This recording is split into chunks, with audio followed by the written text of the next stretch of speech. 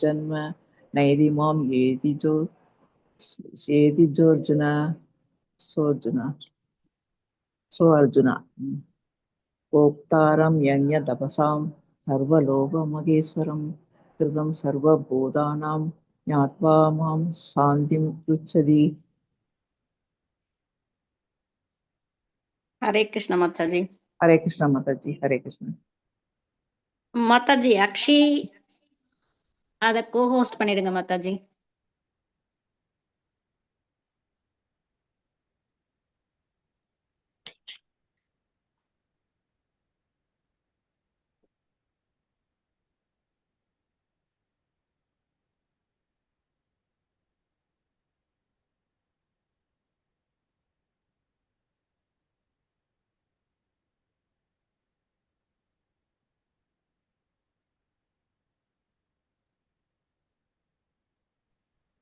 ஹரே கிருஷ்ண மாதாஜி, என்ன ஹோஸ்ட் பண்ணிடுங்க.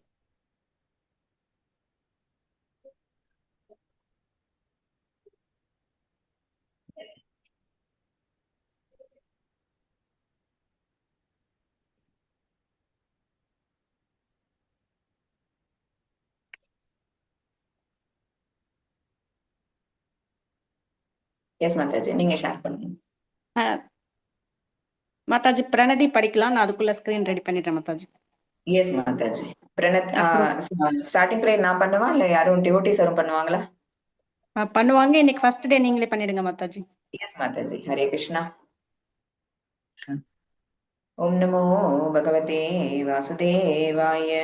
ஓம் நமோ பகவதே வாசுதேவாய. ஓம் நமோ பகவதே வாசுதேவாய. ஓம் அஜ்ஞானதிமிராந்தஸ்ய ஞானாஞ்சனேஷலாக்ய சக்ஷுருன்மிலிதம் येन तस्मै श्री गुरवे नमः. श्री चैतन्य मनोभीष्टं स्थापितं येन भूतले स्वयं रूपा कथं मह्यं तदा स्वान्दिहम्. हे कृष्णा करुणा सिन्धु दीनबन्धो जगत्पते गोपेश गोपिका कान्ता राधा कान्ता नमोऽस्तुते. तप्त कांचन गौरांगी राधे वृंदावनेश्वरी वृषभानुसुते देवी प्रणमामि हरिप्रिये. वाञ्छाकल्पतरुभ्यश्च कृपासिन्धुभ्येव च पतितानां पावनेभ्यो वैष्णवेभ्यो नमो नमः. नमो ओं विष्णुपादाय कृष्णप्रेष्ठाय भूतले श्रीमते भक्तिवेदान्त स्वामिनिधि नामिने नमस्ते सरस्वती देवी गौरवाणी प्रचारणे निर्विशेष शून्यवादी साधके प्रचदादिने. जय श्री कृष्ण चैतन्य प्रभु नित्यानंद श्री अद्वैत गदाधर श्रीवासादि गौर भक्त वृंदा. हरे कृष्णा कृष्णा कृष्णा हरे हरे, हरे रामा रामा रामा हरे हरे. हरे कृष्णा. எல்லாருக்கும் ஹரே கிருஷ்ணா. हरे कृष्ण माताजी. எஸ் மாதாஜி. ஹரே கிருஷ்ணா. மாதாஜி. ஹரே கிருஷ்ணா மாதாஜி.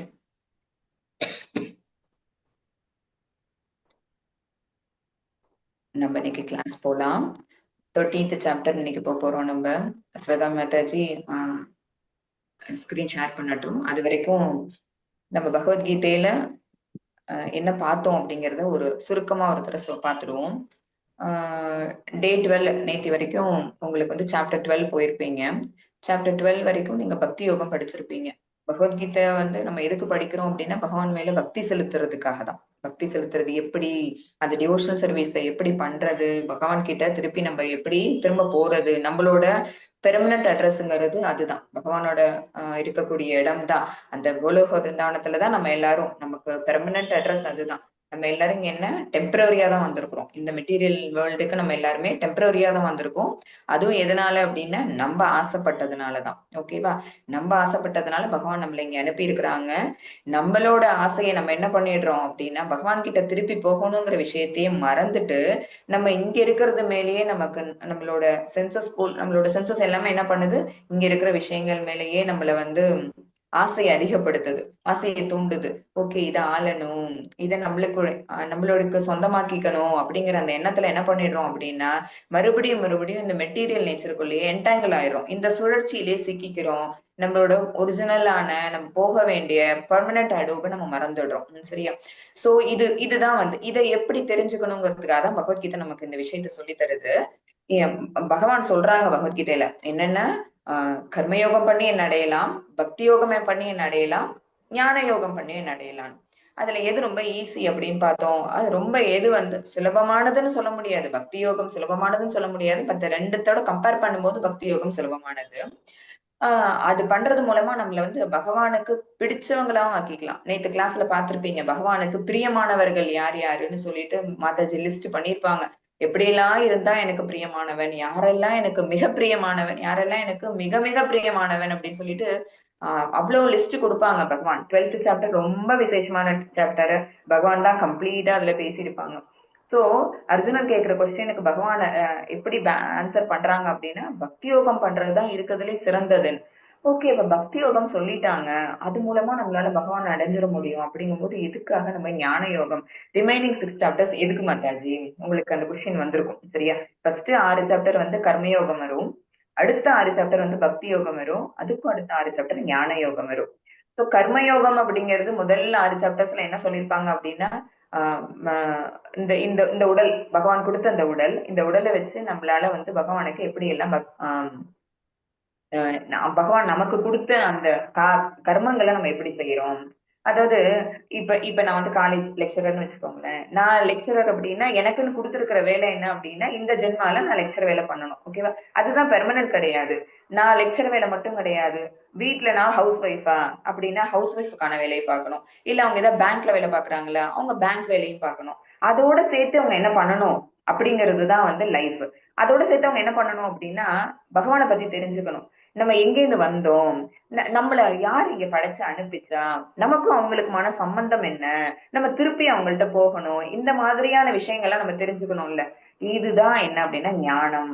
இந்த மாதிரியான கேள்விகள்லாம் நமக்கு எப்ப உதிக்கும் அப்படின்னா, அந்த பகவத்கீதை படிக்கும் போது அர்ஜுனன் கேட்கும் போது நமக்கு தோன்றது இந்த கேள்வியில. அர்ஜுனன் கேக்குறாங்க இந்த 30th சாப்டர்ல க்ஷேத்திர க்ஷேத்திரஜ்ய விபாக யோகம். இது 13வது சாப்டருக்கு பேர் என்ன அப்படின்னா, இயற்கை, அனுபவிப்பர் மற்றும் உணர்வு.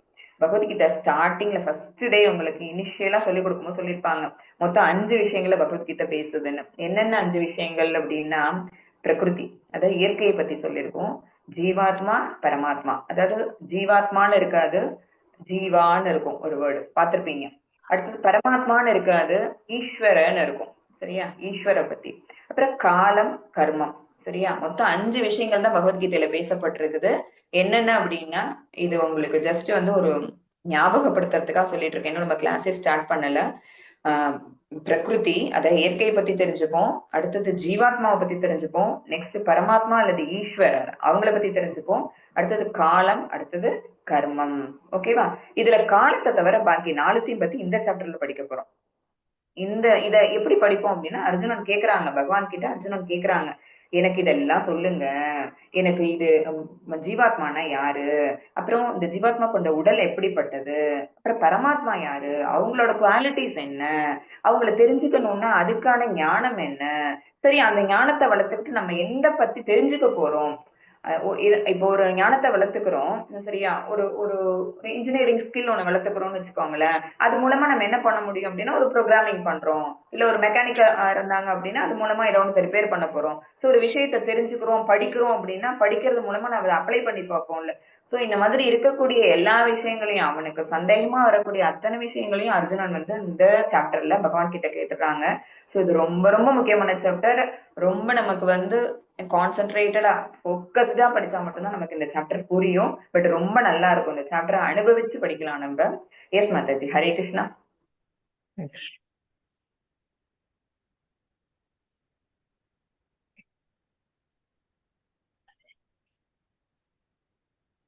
எஸ் மாதாஜி. இந்த சாப்டருக்கு நம்ம போறதுக்கு முன்னாடி நம்மளோட ராதா கோவிந்தா இஸ்கான் மங்களூருல இருக்க டயட்டிஸுக்கு நம்மளோட வணக்கங்களை தெரிவிச்சுப்போம், வந்தனங்களை தெரிவிச்சுப்போம். ஹரே கிருஷ்ண ஹரே கிருஷ்ண கிருஷ்ண கிருஷ்ண ஹரே ஹரே, ஹரே ராம ராம ராம ஹரே ஹரே. ஹரே கிருஷ்ண மாதாஜி. இது வந்து பக்தி பக்தி யோகம் தான் சிறந்தது. சொல்லுவேன். இப்ப நம்மளுக்கு வந்து ஃபுட்டுல நமக்கு எது ரொம்ப பிடிக்கும் அப்படின்னா, ரொம்ப ஸ்வீட் பார்ட் ரொம்ப பிடிக்கும், ஸ்வீட்டா இருக்கிறது ரொம்ப பிடிக்கும். ஒரு ஸ்வீட் ஒண்ணு கொடுக்குறோம், அதை சாப்பிடுறோம்னு வச்சுக்கோங்களேன், அதை விட இன்னும் ஹையர் டேஸ்டா இருக்கிறது அதுக்கு போனோம்னு வச்சுக்கோங்களேன். குழந்தையில நமக்கு பால் குடிச்சிட்டு இருந்தது. ஓகேவா? அந்த ஆனா அந்த பாலை விட பாதாம் பால் அது போனா இன்னும் ரொம்ப டேஸ்டா இருக்குது. சோ என்ன பண்ணிடுறோம், பாலை விட்டுட்டு நம்ம பாதாம் பால் கிடைக்குமா? ஓகேவா? நம்ம நம்ம ஹையர் டேஸ்ட் நம்ம வந்து அச்சீவ் பண்ணணும்னு பாக்குறோம். அது நம்ம ஃபீல் பண்ணும்போது அது ரொம்ப நமக்கு எனர்ஜெட்டிக்காவும் இருக்கும். அதை குடிச்சா நமக்கு அது ஒரு சந்தோஷத்தையும் கொடுக்கும், குட் ஃபீல் கொடுக்கும். ஓகேவா? சோ அந்த மாதிரி இந்த பகவத்கீதையில வந்து எது ரொம்ப ருசியானது, எது ரொம்ப உச்ச மிகுந்தது, எது டாப்ல இருக்கிறது அப்படின்னு பாத்தீங்கன்னா பக்தி யோகம் தான். சோ பக்தி யோகம் தான். அது எப்படி ஜாம் பேக் பண்ணிருக்காங்க பாருங்களேன். பிரெட்ல வந்து சென்டர்ல ஜாம ஸ்ப்ரெட் பண்ணிட்டு மேலேயும் கீழயும் 2 பிரெட் ஸ்லைசஸ வச்சு சாப்பிட்டு பார்த்தோம்னு வச்சுக்கோங்களேன். ரொம்ப டேஸ்ட்டா இருக்கும்ல. லைக் அதே மாதிரி தான். அல்லது ஒரு நகை பெட்டியில கீழ பாக்ஸ் இருக்கும். மேல அதுக்கான லிட் இருக்கும். நடுவுல ஒரு டைமண்ட் ரிங் வச்சிருக்காங்கன்னு வச்சுக்கோங்களேன். சோ அந்த லிட்ட திறக்கிறோம். கீழ இருக்க பாட்டம்ல இருக்க பாக்ஸ பார்க்கிறோம். உள்ளுக்குள்ள அந்த டைமண்ட் ரிங் இருக்கு.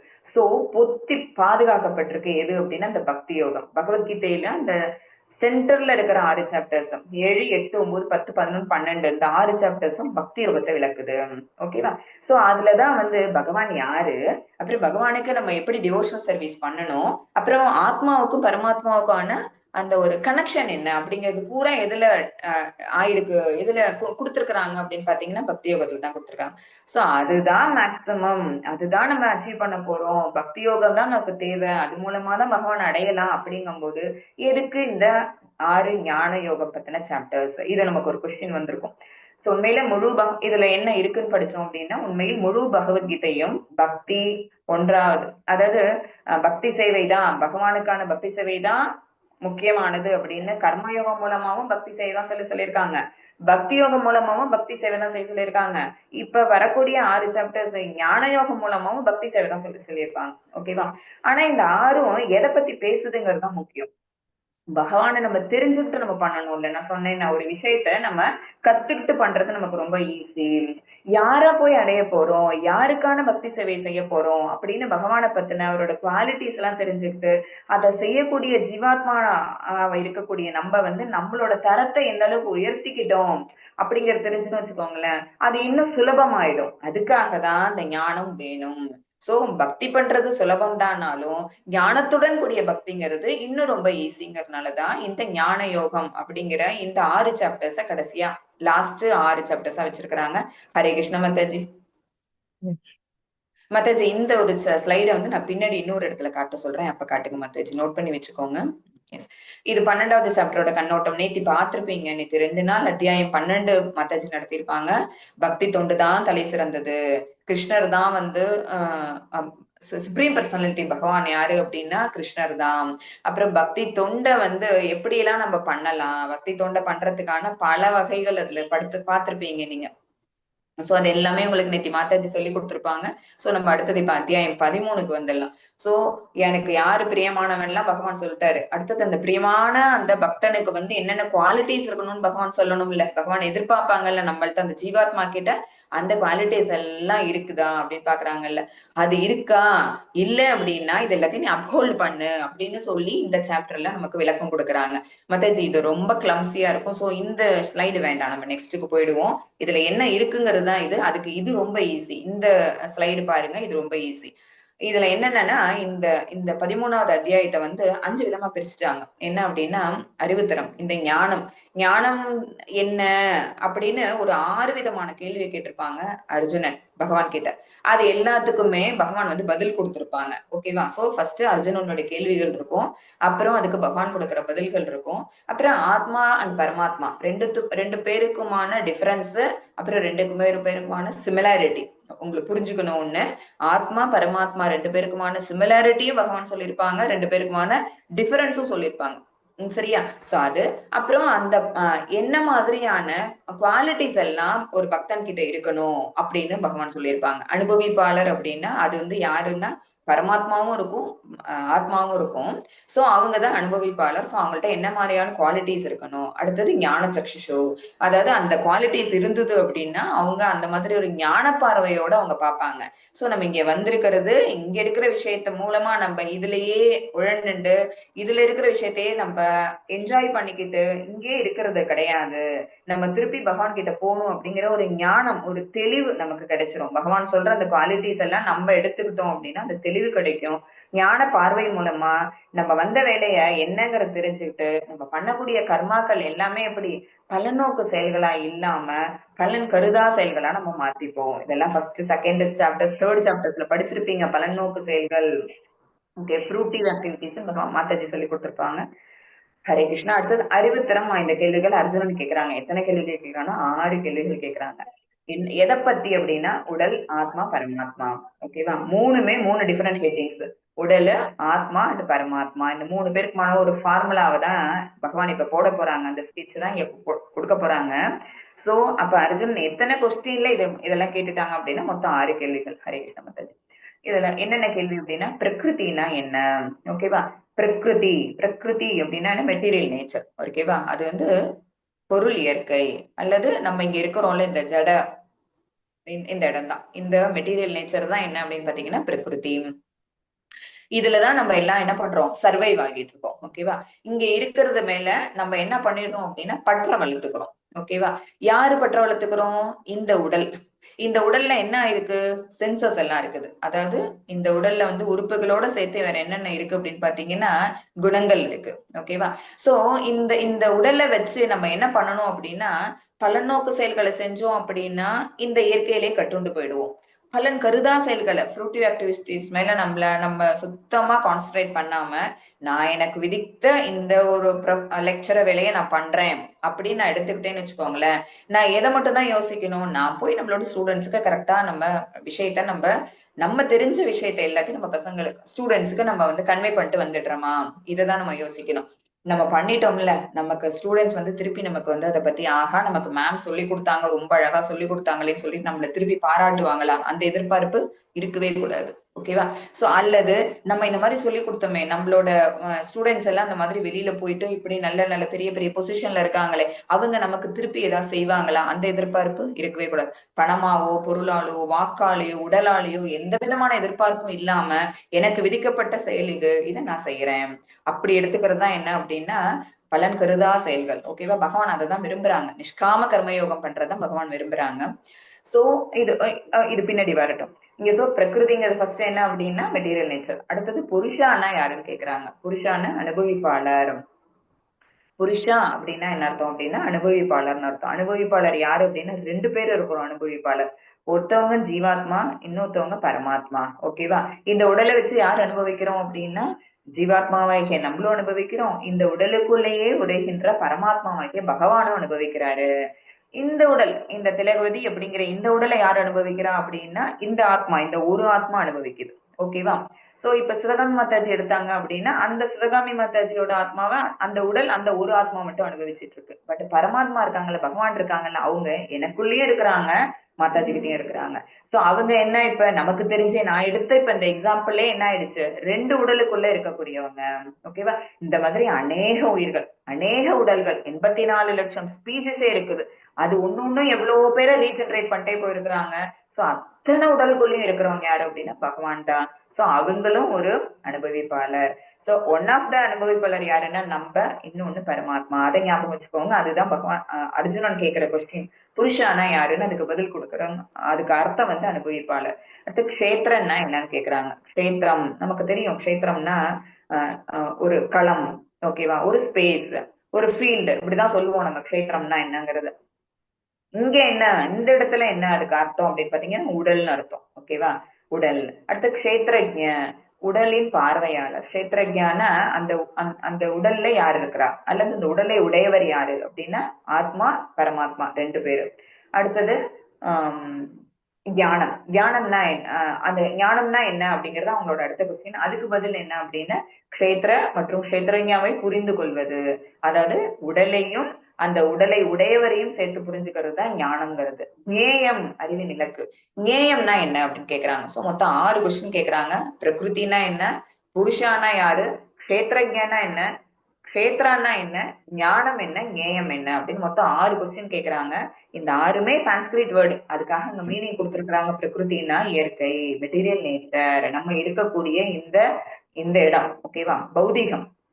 புருஷானா யாரு, அனுபவிப்பாளர். க்ஷேத்திரம், உடல் தான் க்ஷேத்திரம். க்ஷேத்ரஜ்ஞா யாரு அப்படின்னா ஆத்மா, பரமாத்மா 2 பேரும். ஞானம் அந்த கஷேத்திரத்தை அந்த உடலை வச்சு நம்ம யாரை பத்தி தெரிஞ்சுக்க போறோங்கிறது தான் ஞானம்.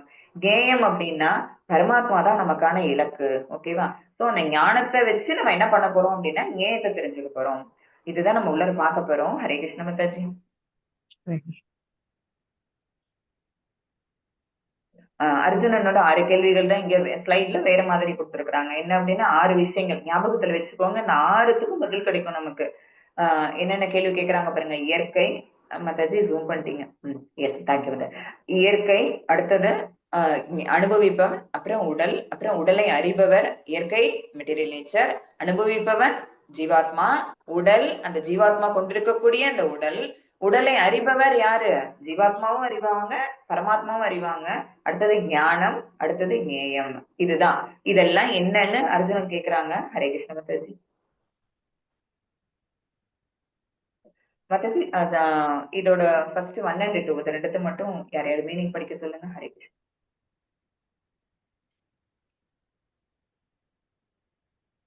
ஹரே ஹரே கிருஷ்ணா. கிருஷ்ண மாதாஜி படிங்க.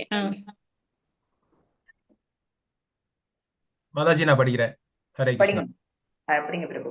அர்ஜுனன் கூறினான், எனது அன்பு கிருஷ்ணரே, இயற்கை பிரகிருதி, அனுபவிப்பவன் புருஷ, களம் சேத்திர, களத்தை அறிபவன் சேத்திரஜ்ஞ, அறிவு ஞானம், அறியப்படும் பொருள் ஞேயம் ஆகியவற்றை பற்றி நான் தெரிந்து கொள்ள விரும்புகிறேன். புருஷோத்தமரான முழுமுதற் கடவுள் கூறினார், குந்தியின் மகனே, இந்த உடல் களம் சேத்திர என்று அழைக்கப்படுகின்றது. இவ்வுடலை அறிபவன், களத்தை அறிபவன் சேத்திரஜ்ஞ என்று அழைக்கப்படுகிறான். இப்ப இதுல வந்து எத்தனை கொஸ்டினுக்கு பதில் சொல்லியிருக்காங்க அப்படின்னா, சோ இந்த 6 கொஸ்டின் என்னென்னு அர்ஜுன் கேட்கறதா ஃபர்ஸ்ட் ஸ்லோகா. அதுக்கு புருஷோத்தமரான பகவான் கூறுறாரு, குந்தியின் மகனே, இந்த உடல் களம் என்று அழைக்கப்படுகிறது. களம் கஷேத்திரம் அப்படிங்கிறது தான் சான்ஸ்கிரிட் வேர்டு. அதுக்கு தமிழ் ஈக்குவலண்ட் வேர்டு வந்து களம். களம் எது அப்படின்னா, அதாவது செயல்கள்லாம் நடக்கணும்ல, எங்க நடக்கும்?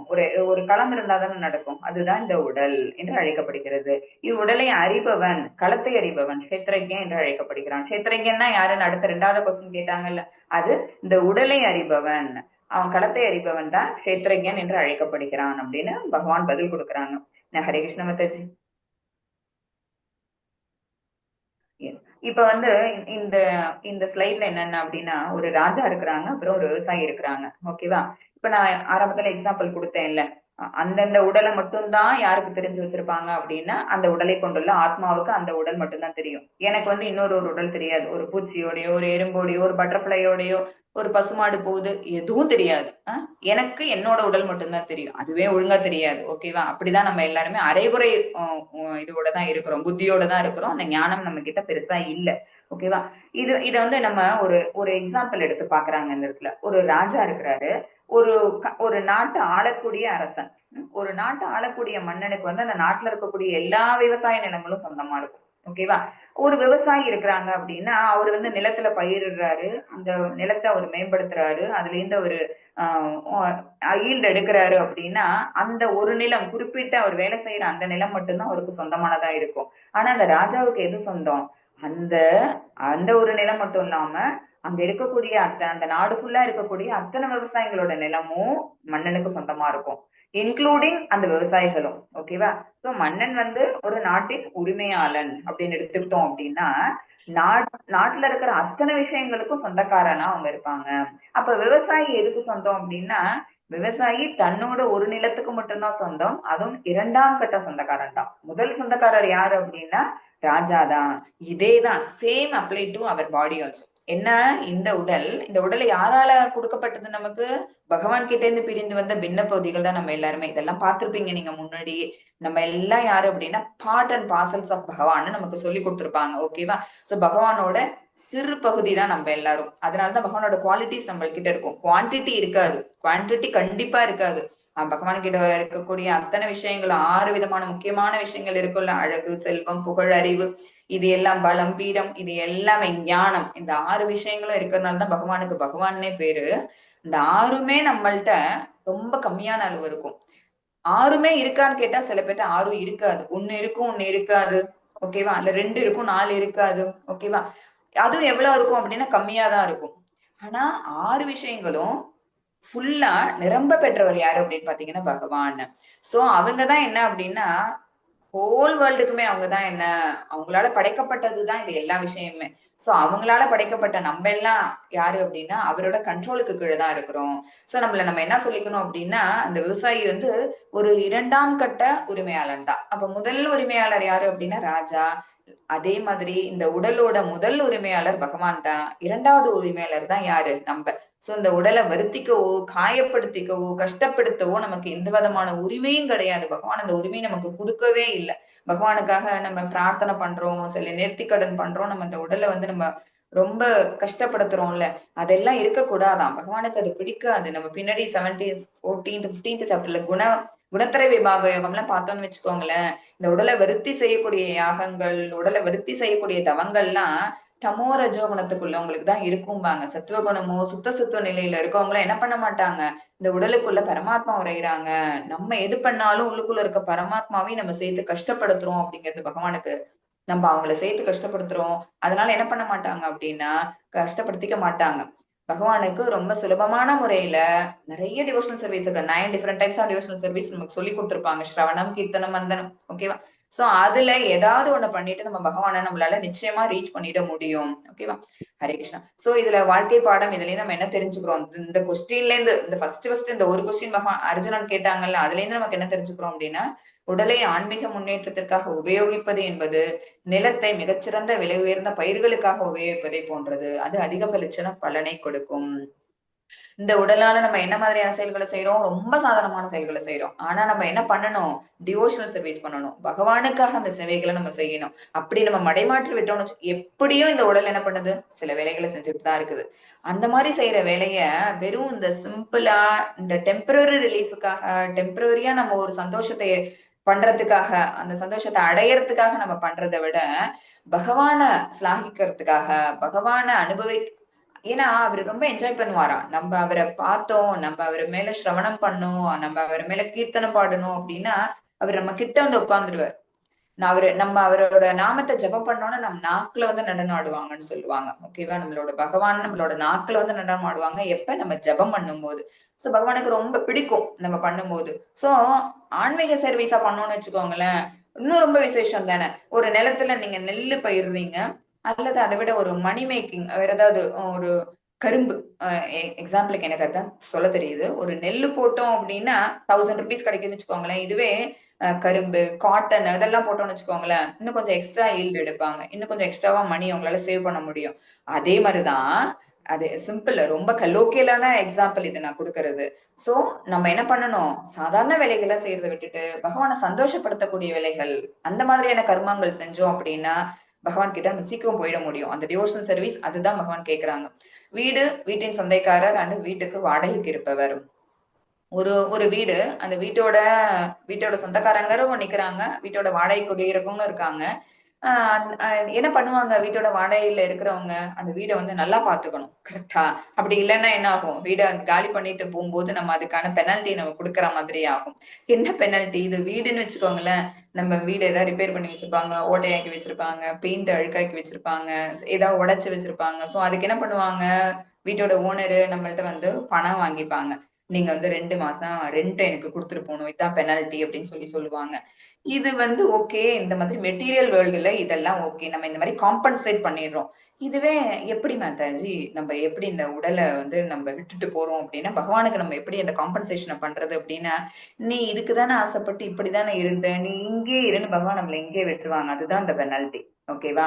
நீ வந்து இப்ப இவ்வளவு நாளா என்ன பண்ணிட்டு இருந்த, இங்க இருக்கிற சின்ன சின்ன விஷயங்கள் இது மேல ஆர்வம் செலுத்திக்கிட்டு இதை தானே பண்ணணும்னு ஆசைப்பட்டுட்டு இருந்த, அப்ப உனக்கு இதுதானே வேணும், உனக்கு நான் இதையே கொடுக்குறேன் அப்படின்னு பகவான் என்ன பண்ண மாட்டாரு, நம்மள திருப்பி அவங்களோட சொந்த இடத்துக்கு அழைச்சிக்காம இதே மாதிரி இடத்துலயே நம்மள விட்டுருவாங்க. இதுதான் வித்தியாசம். சோ வீட்டை நம்ம எப்படி வச்சுக்கணும், பகவானுக்கு பிடிச்ச செயல்களை செய்யற மாதிரி வச்சுக்கணும். வீடை நேர்த்தியா வச்சுக்கிட்டோம் அப்படின்னா வீட்டோட சொந்தக்காரங்க நமக்கு பெனல்ட்டி போட மாட்டாங்க. லைக் வைஸ் நம்ம இந்த உடலை பகவானுக்கான சேவை செஞ்சோம்னு வச்சுக்கோங்க, பகவான் நம்மள கூப்பிட்டுப்பாங்க. அதுதான் வித்தியாசம். ஹரே கிருஷ்ணா. விசாரித்தல் இதுதான் திருப்பி இது அதே மாதிரி திருப்பி வருது. ஹரே கிருஷ்ணா. நெக்ஸ்ட் ஸ்லைட் போயிடுங்க. சோ அர்ஜுனன் கேட்கிற கொஸ்டின்ஸ் எல்லாம் ரிப்பீட்டடா ஸ்லைட்ஸ்ல வந்துட்டு இருக்குது. நீங்க நெக்ஸ்ட் ஏற்பட்டது. ஹரே கிருஷ்ணா. யாரும் இந்த தேர்டுக்கான விளக்கத்தை படிங்க. ஹரே கிருஷ்ண மாதாஜி. ஹரே கிருஷ்ண பிரபுஜி படிங்க. பாரத குல தோன்றலே, நானும் எல்லா உடல்களிலும் அறிபவனாக உள்ளேன் என்பதையும் புரிந்து கொள். உடலையும் அதனை அறிபவனையும் புரிந்து கொள்வதே ஞானம் என்று அழைக்கப்படுகின்றது. இதுவே Yes. எனது அபிப்பிராயம். ஹரே கிருஷ்ண பிரபுஜி, தேங்க்யூ. சோ இது இப்ப அர்ஜுன் கேட்ட அடுத்த 2 கொஸ்டினுக்கு பகவான் பதில் சொல்லிடுறாங்க. நானும் எல்லா உடல்களையும் அறிபவனாக உள்ளேன். அப்படின்னா யாரு? அந்த களத்தை அறிபவன் யாரு? ஜீவாத்மா பிளஸ் பரமாத்மா. ஓகேவா? ஜீவாத்மா பிளஸ் பரமாத்மா 2 பேருமே அந்த களத்தை அறியறாங்க. களம்ங்கிறது என்னன்னா உடல்னு சொல்லிட்டேன், கன்ஃபியூஸ் பண்ணாம வச்சுக்கோங்க. க்ஷேத்திரம் அதுக்கு மீனிங் களம். களம் அப்படின்னா இந்த இடத்துல எதை சொல்றோம்? உடலை சொல்றோம். உடலை யார் யார் அறிஞ்சிருக்கிறாங்க? இந்த பிக்சர்ல பாத்தீங்கன்னா தெரியும், 2 இருப்பாங்க. ஒண்ணு ப்ளூ கலர்ல இருக்கிறது ஆத்மா, பகவான் 4 கை சுரூபத்தோட இருக்கிறது பகவான் பரமாத்மா. ஓகேவா? நம்ம உள்ளுக்குள்ள இருக்கிறாங்க பரமாத்மா 4 கை சுரூபத்தோட. அது யாரு? பரமபுருஷ பகவான் இருக்காங்கல்ல, சுப்ரீம் பர்சனாலிட்டி காட்ஹெட், அவங்களோட சுய விரிவங்கம் தான். அவங்கதான் மேனிஃபெஸ்ட் ஆகி நம்மளோட உடல்ல மட்டுமா? எறும்பு உடல்ல, ஈ உடல்ல, எல்லாத்தோட உள்ள நாய் பன்றி எந்த ஒரு வித்தியாசமும் பார்க்காம எல்லா உடல்லையும் ஒரே கூடியவர் யாரு அப்படின்னு பாத்தீங்கன்னா பகவான் தான். சோ எல்லா உடல்களையும் அறிபவனாக நானும் உள்ளேன் அப்படின்னு அடுத்த கொஸ்டினுக்கு பதில் சொல்றாங்க. உடலையும் அதனை அறிபவனையும் புரிந்து கொள்வதே ஞானம். அதாவது உடல்ல என்ன மாதிரி பண்ணுது, அந்த உடலை வச்சுட்டு நம்ம செய்யக்கூடிய செயல்கள் என்ன, அப்புறம் இந்த உடல்ங்கிறது எதால ஆனது. உடல்ங்கிறீங்களே மாதாஜி, இந்த உடல்ங்கிறது எதால ஆனது? உங்களுக்கு அடுத்த கொஸ்டின் வந்திருக்கும். ஓகேவா? அது நெக்ஸ்ட் ஸ்லைட்ல வரும். சோ அந்த உடலையும் அதனை அறிபவனையும், அந்த உடல் அதோட சென்சஸை வச்சுக்கிட்டு, சென்சுவல் ஆக்டிவிட்டிஸை வச்சுக்கிட்டு என்ன மாதிரி செயல்களை செய்யணும்? எல்லா வேலையும் செஞ்சிட முடியுமா சொல்லுங்க? அதுவும் இப்ப நம்ம 13th சாப்டர் வந்துட்டோம். பகவத்கீதையோட பாதிக்கு மேல வந்தாச்சு. அதுவும் பக்தி யோகத்தை கிராஸ் பண்ணி வந்தாச்சு. சோ நிச்சயமா நமக்கு என்ன தெரிஞ்சிருக்கணும்? உடலை எப்படி நம்ம யூட்டிலைஸ் பண்ணணும், பகவானை சந்தோஷப்படுத்த வைக்கிறதுக்கு எப்படி நம்ம யூட்டிலைஸ் பண்ணணும்னு தெரிஞ்சுக்கணும். சோ அதை புரிஞ்சுக்கிறது தான் என்ன ஞானம்னு அழைக்கப்படுதுன்னு பகவான் இங்க பதில் கொடுக்குறாங்க. ஹரே கிருஷ்ண மாதாஜி. உன்னத க்ஷேத்திரஜன். அப்ப இந்த இடத்துல என்ன அப்படின்னா, க்ஷேத்திரஜன் அந்த உடலை அறிபவன். யார் யாரு அப்படின்னா ஜீவாத்மா உடலை அறிபவன். கிருஷ்ணரும் க்ஷேத்திரஜன் தான். ஆனா அவருக்கு என்ன பேரு? உன்னத க்ஷேத்திரஜன். அவருதான் பரமாத்மா. ஹரே கிருஷ்ணா. நமக்கும் அவங்களுக்குமான டிஃபரன்ஸ் இருக்கு. ஞானம் என்பது உடலையும் அதனை அறிபவரையும், ஞானம்ங்கிறது பக்குவமான ஞானம். ஞானம் என்பது உடலையும் அதனை அறிபவரையும், ஆத்மாவையும் பரமாத்மாவையும் புரிந்து கொள்வதாகும். சோ ஞானம்னா என்னன்னு இப்ப உங்களுக்கு ஓரளவுக்கு தெரிஞ்சிருக்கும்.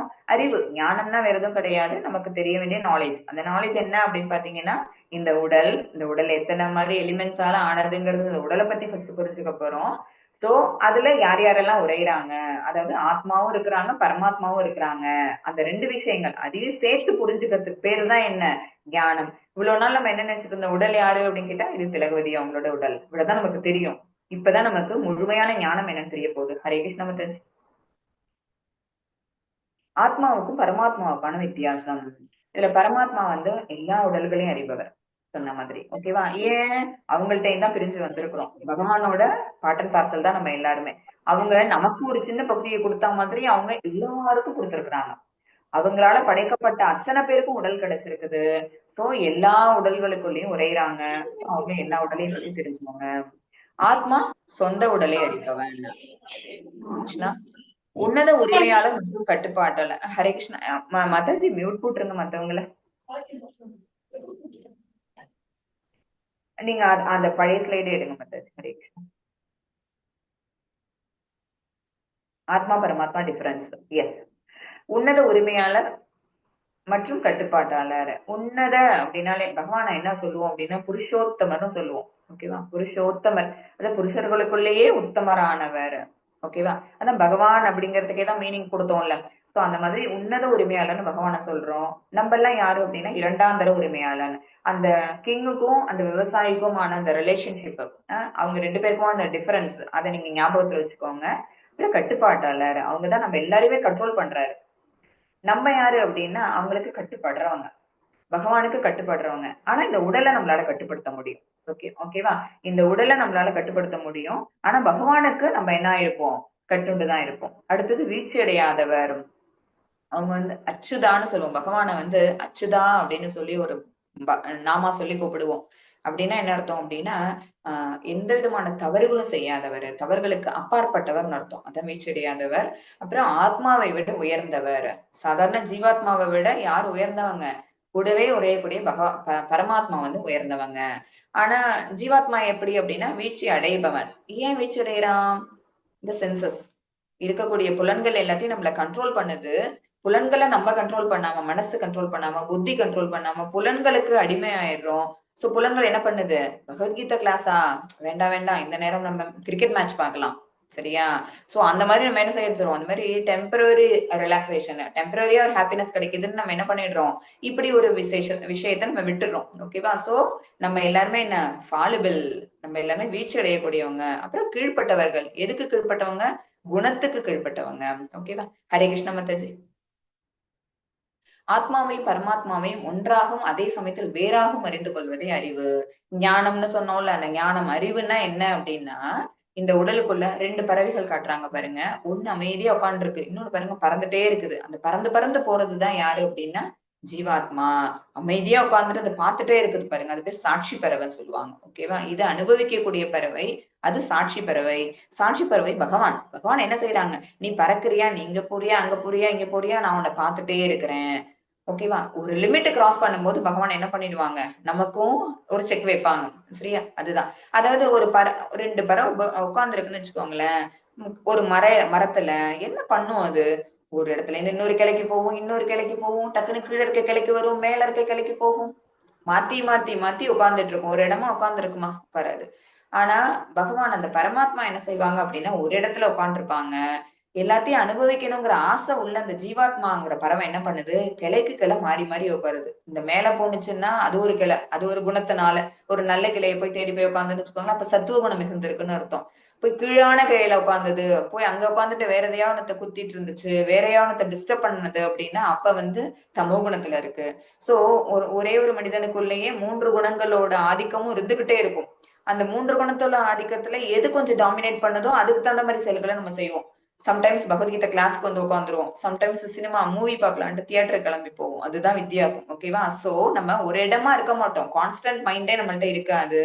இதுதான் என்ன அப்படின்னு பாத்தீங்கன்னா ஒரு ஜீவாத்மாவுக்கும் பரமாத்மாவுக்குமான டிஃபரன்ஸ். பரமாத்மா எப்பவுமே என்ன பண்ண மாட்டாங்க? இன்ஃபாலிபிள். அப்புறம் எல்லாத்தையும் கண்ட்ரோல் பண்ணிட்டு இருப்பாங்க. ஜீவாத்மா ஃபாலிபிள், அப்புறம் எல்லாத்துக்குமே கண்ட்ரோல் ஆயிடுவாங்க.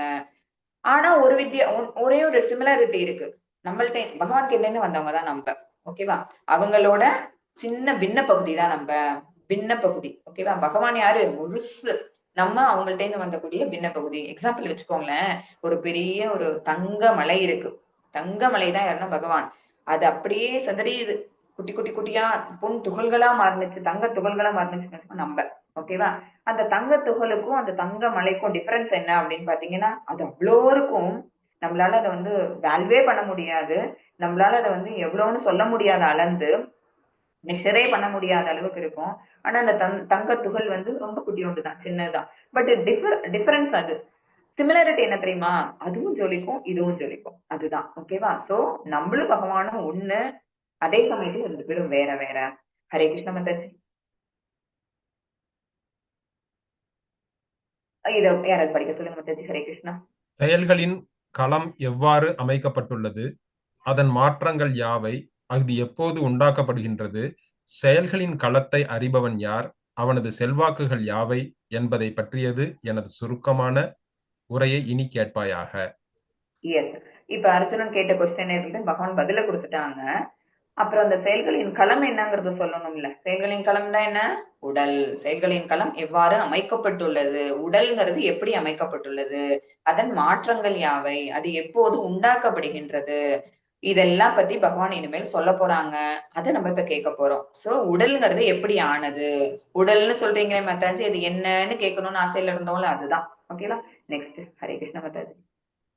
24 எலிமெண்ட்ஸ். உடல் எவ்வாறு அமைக்கப்பட்டுள்ளது?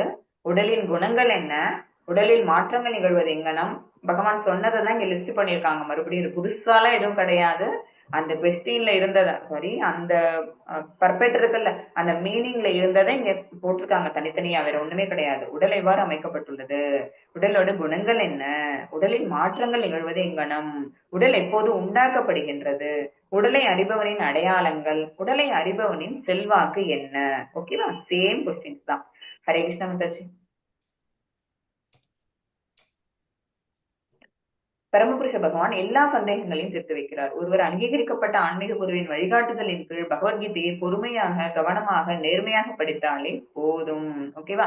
நம்ம பகவான் நமக்கு கர்மயோகம் பண்றது எப்படின்னு சொல்லி கொடுத்துட்டாங்க, பக்தி யோகம் பண்றது எப்படின்னு அர்ஜுனனுக்கு சொல்லி கொடுத்துட்டாங்க. அர்ஜுனன் மூலமா நமக்கு, ஓகேவா, அர்ஜுனன் மூலமா நமக்கு சொல்லி கொடுத்துருக்காங்க. அடுத்தது ஞான யோகம் பண்றது எப்படிங்கிறது சொல்லி கொடுத்தாரு பகவான். அர்ஜுனன் மூலமா நமக்கு வரக்கூடிய சந்தேகங்கள் எல்லாத்தையுமே தீர்த்து வைக்கிறாங்க.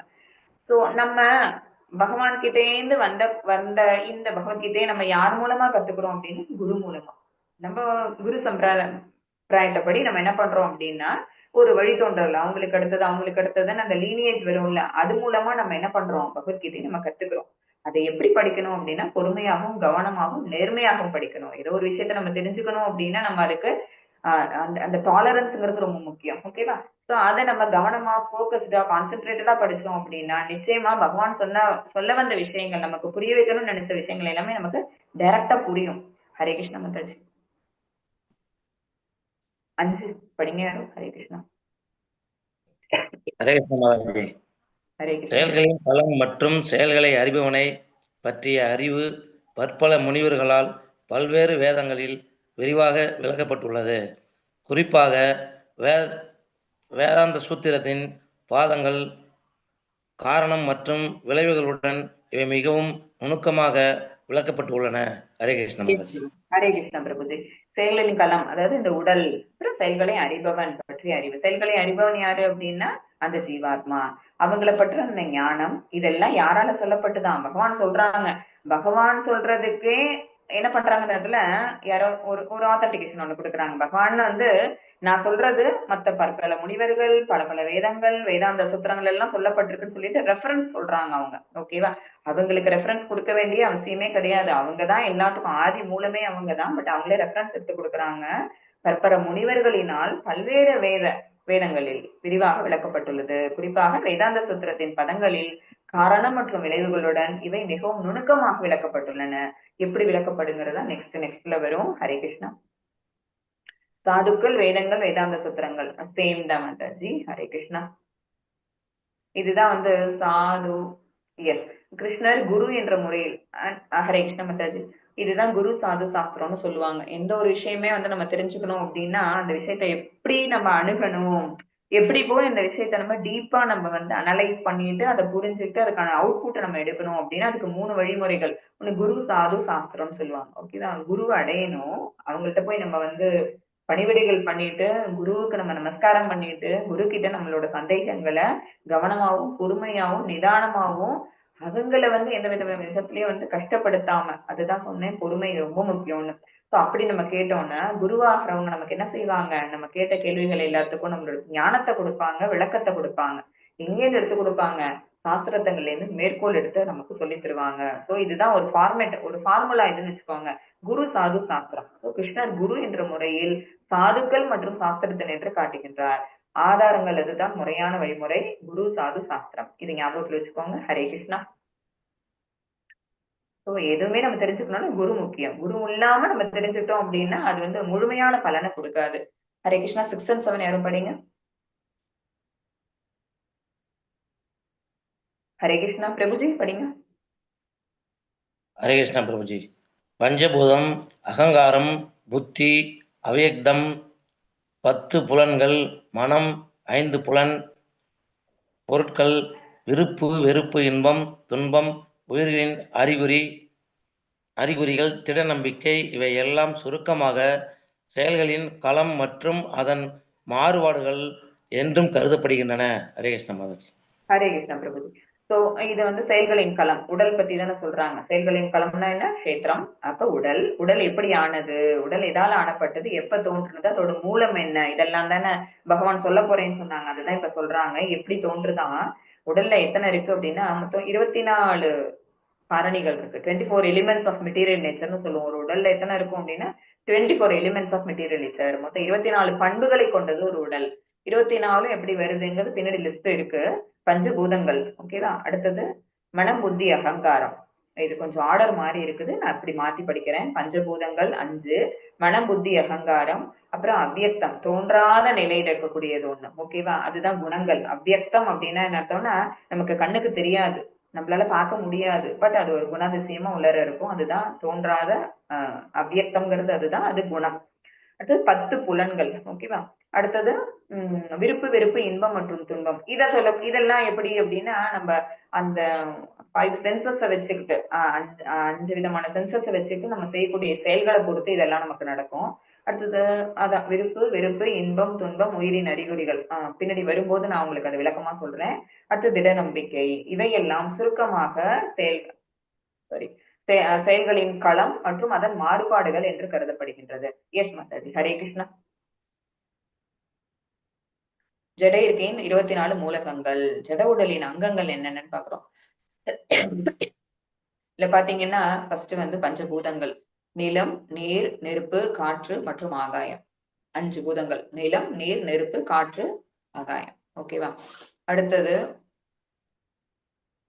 கர்மேந்திரியங்கள். கர்மேந்திரியங்கள் 5. இல்ல பிரபுஜி, நானே படிச்சிடறேன். கர்மேந்திரியங்கள் 5 என்னென்ன அப்படின்னா, இல்ல ஆர்டர் மாறி இருக்கு, அதனால யோசிச்சேன். ஃபர்ஸ்ட் வந்து ஞானேந்திரியங்கள் தான் இருக்கும், அடுத்தது கர்மேந்திரியங்கள். சோ கர்மேந்திரியங்கள் எதெல்லாம் வச்சு நம்ம ஆக்டிவிட்டிஸ் பண்றோமோ, நம்மளால செய்யக்கூடிய விஷயங்கள் எல்லாத்தையும் நம்ம நம்மளோட உடல் உறுப்புகளை வச்சுதான் செய்வோம். அந்த உறுப்புகள் தான் அதெல்லாம். குரல், கால்கள், கைகள், ஆசனவாய் மற்றும் பால் உறுப்பு. ஓகேவா? சோ ஒன்னொன்னு இப்ப குரல் மூலமா நம்ம பாடுறோம், அடுத்தது கால்கள் நடக்கிறோம், கைகள் வந்து நம்ம செயல்களை செய்யறோம். அப்புறம் நம்மளோட இன்பம், துன்பம் எல்லாத்தையும் நமக்கு தரக்கூடிய எது அப்படின்னா, நமக்கு வந்து நம்ம ரீஜெனரேட் பண்ணக்கூடிய நமக்கு அப்புறமா வரக்கூடிய நம்மளோட ஜெனரேஷன் தான் நமக்கு என்ன தரும் அப்படின்னா, இன்பத்தையோ துன்பத்தையோ தரும். சோ அந்த ஆக்டிவிட்டிஸ் செய்யக்கூடிய அந்த கர்மேந்திரியங்கள். அடுத்தது ஞானேந்திரியங்கள் பாத்தீங்க அப்படின்னா, கண்கள், காதுகள், மூக்கு, நாக்கு மற்றும் தோல். இதெல்லாம் ஞானேந்திரியங்கள். புலன் பொருட்கள், உருவம், அதுதான் வந்து சென்சிபிள் திங்ஸ். உருவம், ஒளி, வாசனை, சுவை மற்றும் தொடு உணர்வு. இப்ப கண்கள் மூலமா நம்ம என்ன பண்ணுவோம்? உருவத்தை பார்ப்போம். காதுகள் மூலமா ஒளியை கேட்போம். மூக்கு மூலமா வாசனையை நுகருவோம். நாக்கு மூலமா சுவையை தெரிஞ்சுப்போம். அப்புறம் தோல் மூலமா தொடு உணர்வு நமக்கு கிடைக்குது. ஓகேவா? இதெல்லாம் தான் புலன் பொருட்கள். இது 5. மனம், புத்தி மற்றும் பொய் அகங்காரம். இது 3 இருக்கு. அடுத்தது பிரதானமா இருக்கிறது என்ன அப்படின்னா மனம். இயற்கையின் 3 குணங்களின் தோற்றமற்ற நிலை. அதுதான் 3 குணங்களோட 3 குணங்களும் சத்துவம், ரஜஸ், தமஸ். இந்த 3 என்ன நமக்கு கண்ணுக்கு தெரியாது, பட் அது ஒண்ணுதான் இருந்துட்டு ஒரு மனிதனை ஆட்டி படைக்கும். சோ இதுதான் ஒரு ஜட உடல் கொண்டிருக்கக்கூடிய 24 மூலகங்கள். இந்த 24 இல்லாம ஒரு உடல்ங்கிறது இயங்காது. ஹரே கிருஷ்ணா.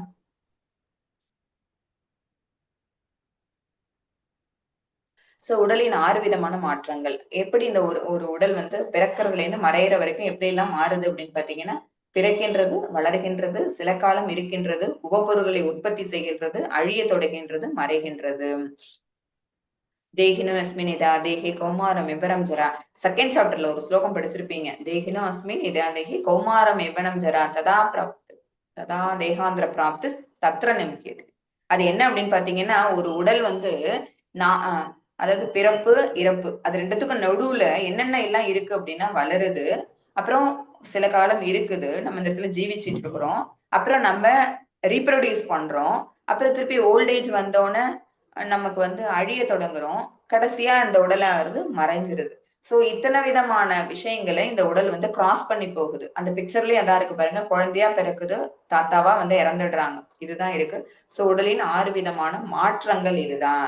ஆனா அதுலயும் மாறாம இருக்கிறது எதுன்னு பாத்தீங்கன்னா, எல்லா இதுல போட்டிருக்கக்கூடிய எல்லா உடல்லையும் என்ன இருக்கு? ஜீவாத்மா, பரமாத்மா. இது மட்டும் மாறவே மாறாது. ஆத்மாவுக்கு என்னைக்குமே என்ன இல்ல?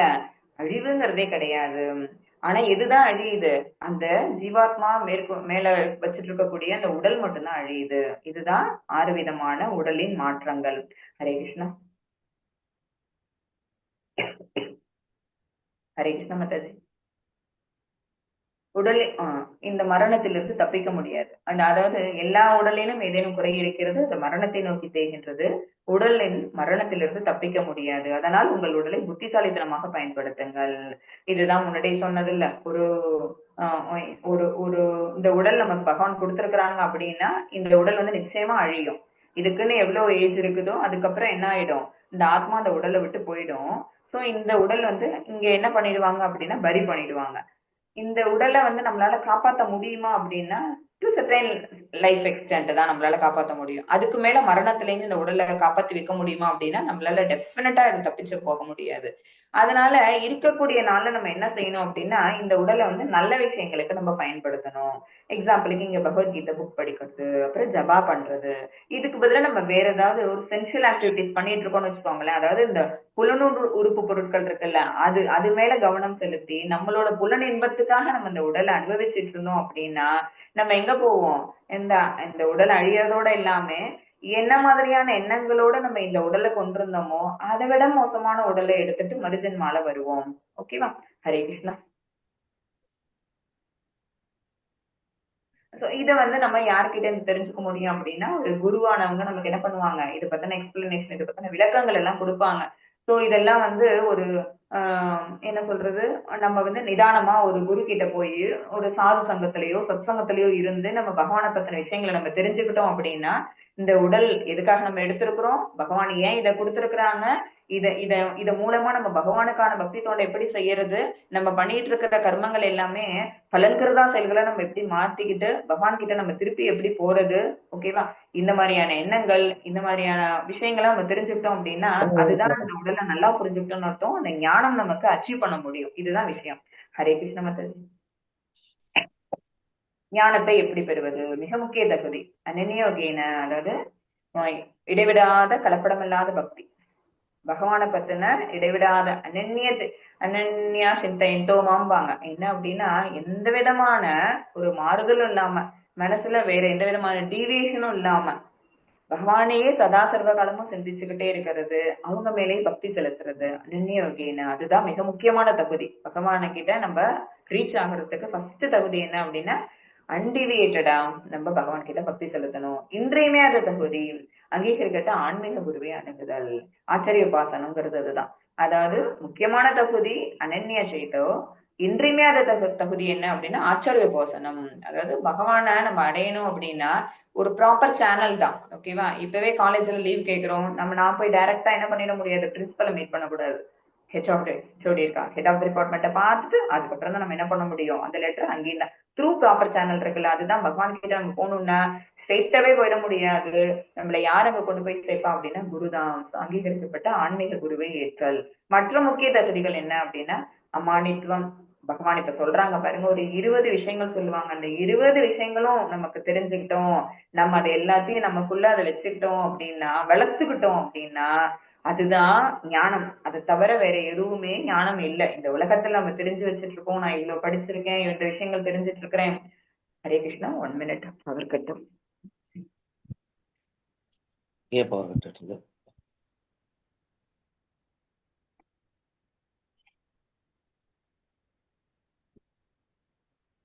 மாதிரி. ஹரே கிருஷ்ணா.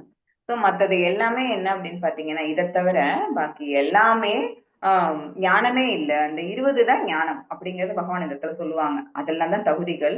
அமானித்துவம், அஹிம்சா, அடுத்தது ஆத்ம வினிகிரக, அரத்தி ஜனசந்ததி. இதெல்லாம் என்னங்கிறது பின்னாடி பார்ப்போம். ஹரே கிருஷ்ண மாதாஜி.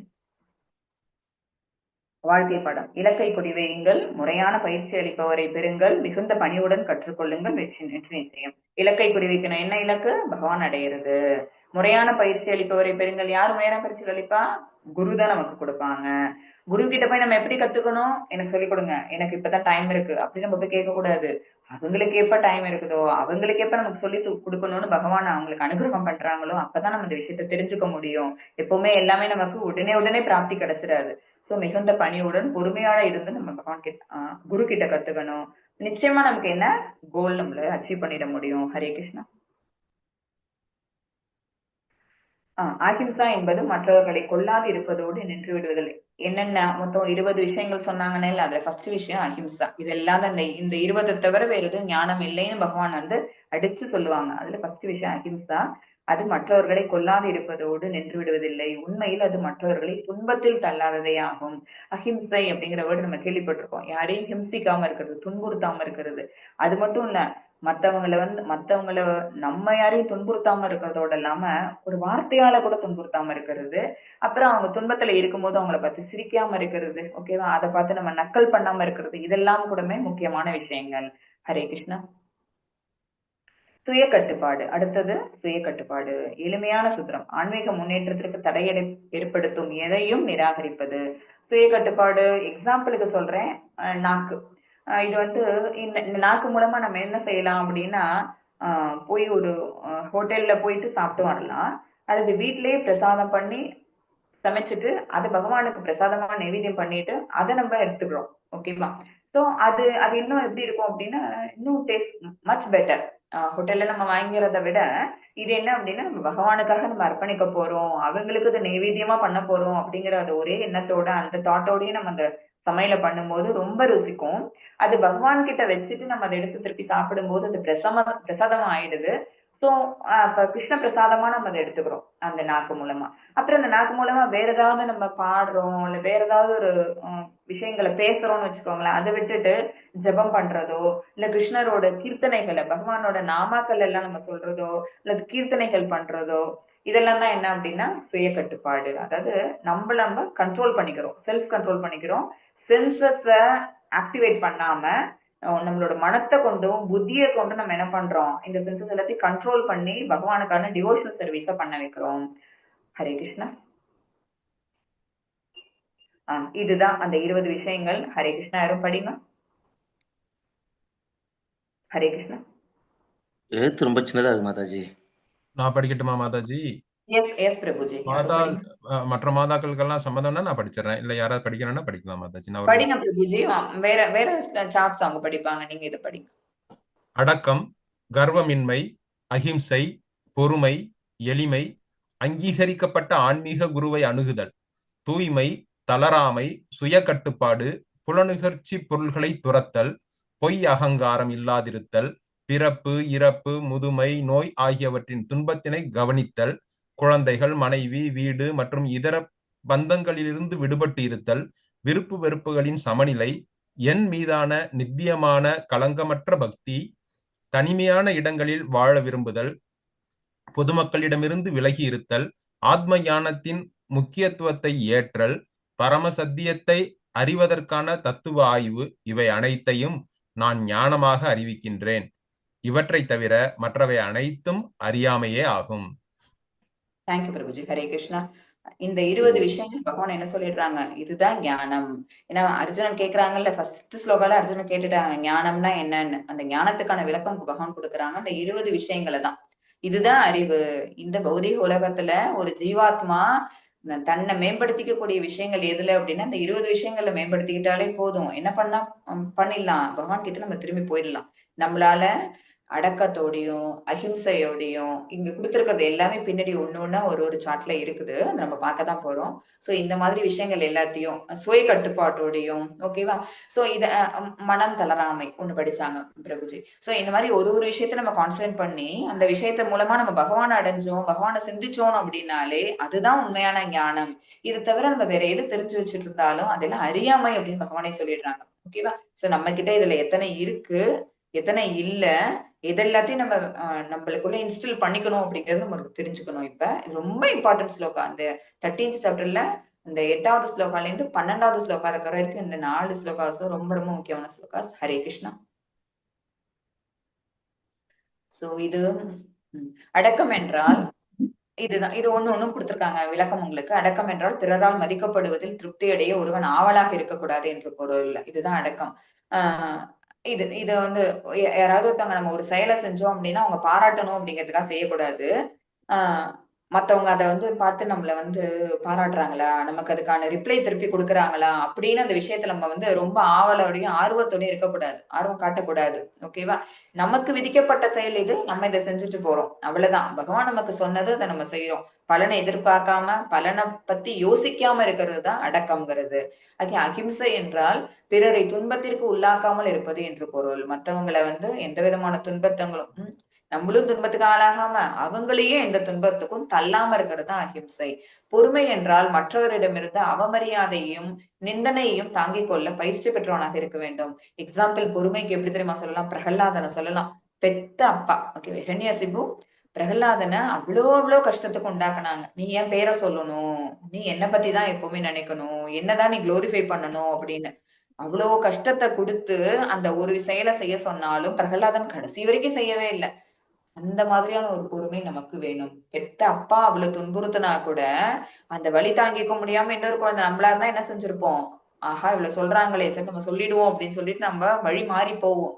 பட் தான் எடுத்த அந்த நோக்கத்துல கொஞ்சம் கூட டிவியேட் ஆகாம எப்பவுமே பகவானை பத்தின தியானம் பண்ணிட்டு கடைசியில நரசிம்மர் பகவான் பிரகலாதனுக்கு அந்த வயசுல நரசிம்மர் காட்சி கொடுக்குறாங்க அப்படின்னா பகவானிடத்த எல்லா அவதாரத்துக்குமே நிறுத்தி நிதானமா பொறுமையா இந்த மாதிரி இந்த இடத்துல வந்து இப்படி சேவை சாதிக்கணும் அப்படின்னு தான் வந்தாங்களாம். பட் நரசிம்மர் அவதாரம் மட்டும் ஒரு செகண்ட்ல பிரத்யட்சம் ஆகணும் அப்படிங்கறதுனால அப்படி அவ்வளவு வேகத்தோட வந்தாங்கன்னு சொல்லுவாங்க. ஓகேவா? யாருக்காக? தான் மேல அவ்வளோ ஒரு பக்தியை செலுத்தின அந்த குழந்தையை காப்பாத்தணுங்கிறதுக்காக. சோ அதுக்கு எது மெயின் விஷயம் அப்படின்னா பொறுமை. அப்புறம் எளிமை என்றால் கபடத்தனமின்றி தனது எதிரிக்கு கூட உண்மையாக வெளிப்படுத்தும். எளிமை வந்து அவ்வளவு சிம்பிளிசிட்டின்னு சொல்லுவோம். அதுதான் அது வந்து நேர்மையா இருக்கணும். அந்த சிம்பிளிசிட்டி எப்படி இருக்கணும் அப்படின்னா எவ்வளவு பெரிய பணக்காரனா இருந்தாலும் கூட இதெல்லாம் என்ன என்னோடது இல்ல, இதெல்லாம் நான் இப்ப சம்பாதிச்சேன் அப்படின்னா எனக்கு கொடுத்த ஸ்கில், எனக்கு யார் இந்த ஸ்கில்ல கொடுத்தா? பகவான் தான் கொடுத்தாங்க. அப்ப இதை நான் யாருக்கு திருப்பி கொடுக்கணும்? பகவானுக்கு தான் திருப்பி கொடுக்கணும். அவங்களுக்கான சேவை செய்யறவங்களுக்கு தான் நம்ம திருப்பி கொடுக்கணும். நான் அவ்வளவு பெரிய பணக்காரன்னு சொல்லி நம்ம இதான் பண்ணக்கூடாது, எஸ்டாப்ளிஷ் பண்ணிக்க கூடாது. எளிமையா இருக்கணும். இது ஒரு விஷயம். ஓகேவா? நம்ம என்ன செஞ்சிடறோம், கொஞ்சமா பணம் வந்தா கூட உடனே நம்ம வந்து நேம் போர்டு வச்சுக்கிறோம், பெரிய கார் வாங்கி நிறுத்துறோம். ஓகேவா? இதெல்லாம் கிடையாது, எளிமை கிடையாது. அடுத்தது எதிர்பார்ப்புகள் ஏதுமின்றி ஆன்மீக குருவிற்கு சேவை செய்யும் ஒழுக்க நெறிகளை சுலபமாக பின்பற்ற முடியும். ஹரே கிருஷ்ணா. அடுத்தது அகத்தூய்மை மற்றும் புற தூய்மை. அதாவது இந்த தூய்மைங்கிறது ரெண்டும் இருக்கு. அகத்தூய்மையும் இருக்கு, புற தூய்மையும் இருக்கு. வெளியில குளிக்கிறது அத உடலை சுத்தப்படுத்திக்கிறதுங்கிறது புற தூய்மை. அகத்தூய்மை என்ன அப்படின்னா ஜெபம் பண்றோம்ல, மனசு சுத்தமாக்குறது தான். ஓகேவா? ஜெபம் பண்றது என்ன அப்படின்னா ஆத்மாவுக்கான ஃபுட்டு. நம்ம இன்னைக்கு என்ன சாப்பிட்ட அப்படின்னு கேட்டா காலையிலயா இட்லி சாப்பிட்டேன், மத்தியானமா ரைஸ் சாப்பிட்டேன் சொல்றோம்ல. ஆத்மாவுக்கு என்ன உணவு கொடுத்த? அந்த கேள்வி யாருமே கேட்கறதே கிடையாது. உடலுக்கான வயிற்றுக்கான உணவை தான் கேட்கிறோமோ தவிர ஆத்மாவுக்கு என்ன உணவு கொடுத்த? இன்னைக்கு 16 ரவுண்டு ஜெபம் பண்ணேன், அதுதான் ஆத்மாவுக்கான உணவு. ஆத்மாவை அதுதான் வளர்க்கும். ஓகேவா? எதை நோக்கி வளர்க்கும்? பகவானை நோக்கி திருப்போம். அது கலைக்கு மாறி மாறி மாறி உட்கார்ந்ததுன்னு சொன்னேன்ல, அது வந்து எப்ப பரமாத்மா கூடவே உட்காந்துருக்க சாட்சி பறவையை எப்ப அது திரும்பி பார்க்கும் அப்படின்னா அந்த ஆத்மாவுக்கு நம்ம ஃபீட் பண்ணதான். எப்படி ஃபீட் பண்ணுவீங்க? உள்ளுக்குள்ள இருக்க ஆத்மாவுக்கு நான் எப்படி சாப்பாடு போடுவேன் மாதாஜி கேப்பீங்க. ஜெபம் பண்ணுங்க, ஹரே கிருஷ்ணா நாம பண்ணோம் அப்படின்னாலே ஆத்மா என்ன ஆகும்? சுத்தமாகும். ஓகேவா? அதுதான் அகத்தூய்மை. தளராமை என்றால் ஆன்மீக வாழ்வில் முன்னேற்றம் அடையது மிகவும் உறுதியுள்ளவனாக இருக்க வேண்டும். தளராமை நம்ம கிட்ட என்ன வந்துரும் அப்படின்னு பாத்தீங்கன்னு வச்சுக்கோங்களேன், ஒரு 2 வருஷம் 4 வருஷம் அப்படியே இதுல பயங்கர ஸ்ட்ரிக்டா ஃபாலோ பண்ணிட்டே இருப்போம். திடீர்னு வேற ஏதாவது ஒரு விஷயம் நம்மள வந்து மாத்திடுச்சுன்னு வச்சுக்கோங்களேன், உடனே என்ன பண்ணிடுவோம், இங்க என்ன பாத்துட்டு இருக்கோமோ அந்த வேலையை அப்படியே நிப்பாட்டிட்டு அங்க போயிடுவோம். ஓகேவா? அதுல போயிட்டு அதுல கொஞ்ச நாள் அப்படி ஃபாலோ பண்ணிட்டே இருப்போம். திருப்பி அது பிடிக்கலன்னா இன்னொரு ஒரு பாத்து. சோ நம்ம என்ன பண்ணோம், டிவியேட் ஆயிட்டே இருப்போம். அல்லது நமக்கு வந்து அந்த அளவுக்கு அச்சீவ் பண்ற வரைக்கும் அது ஒரு கதை கூட சொல்லுவாங்க. ஒரு 30 அடியில வந்து தங்கம் கிடைக்குது அப்படின்னா ஒருத்தவங்க வந்து தோன்றாங்கன்னா 10 அடி தோண்டுவாங்க. என்னது, நான் எவ்வளவு நேரம் தோன்றேன் தங்கம் கிடைக்கல, சரி இந்த இடம் வேணாம் பக்கத்துல இருக்க தோன்றேன்னு சொல்லிட்டு அங்க போயிட்டு இன்னொரு 10 அடி தோண்டுவாங்க. என்ன தங்கம் கிடைக்கல, 3வது இடத்த தோண்டுவாங்க.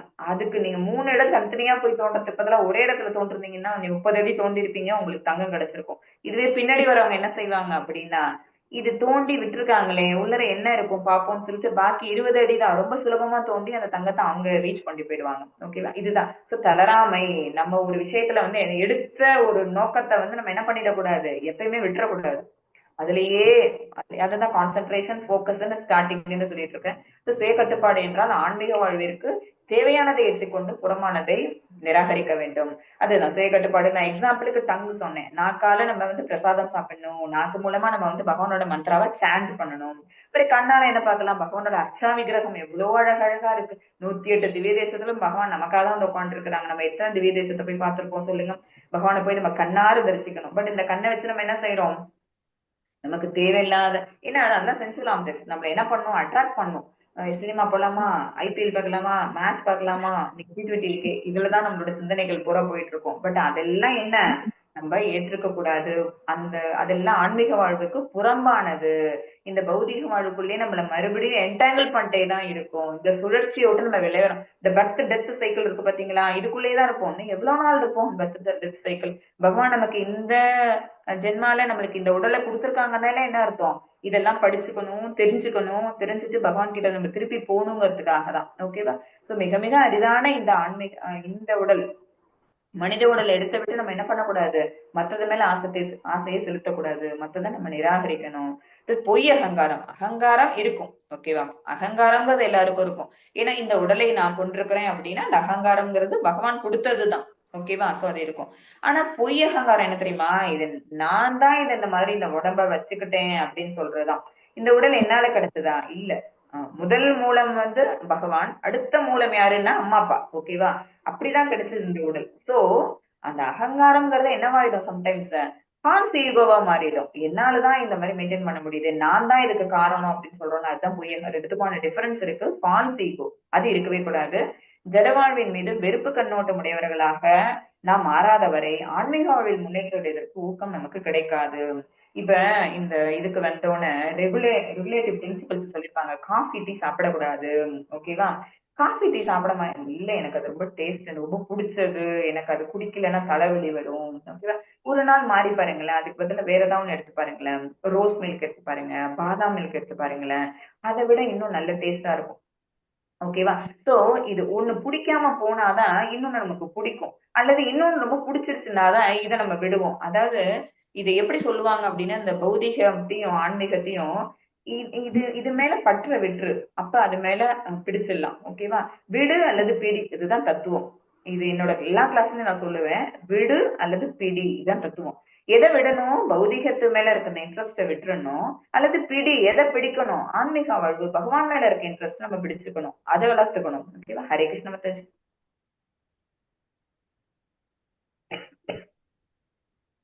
திருப்பி மறுபடியும் கொடுக்குறாங்க. இது எல்லாமே என்ன அப்படின்னா, இந்த 20 விஷயங்கள் ஞானம் பார்த்தோம்ல, அது எல்லாத்தையும் பிரபுபாதா அவங்களோட விளக்க உரையில இருந்து எடுத்ததுதான் இதெல்லாம்.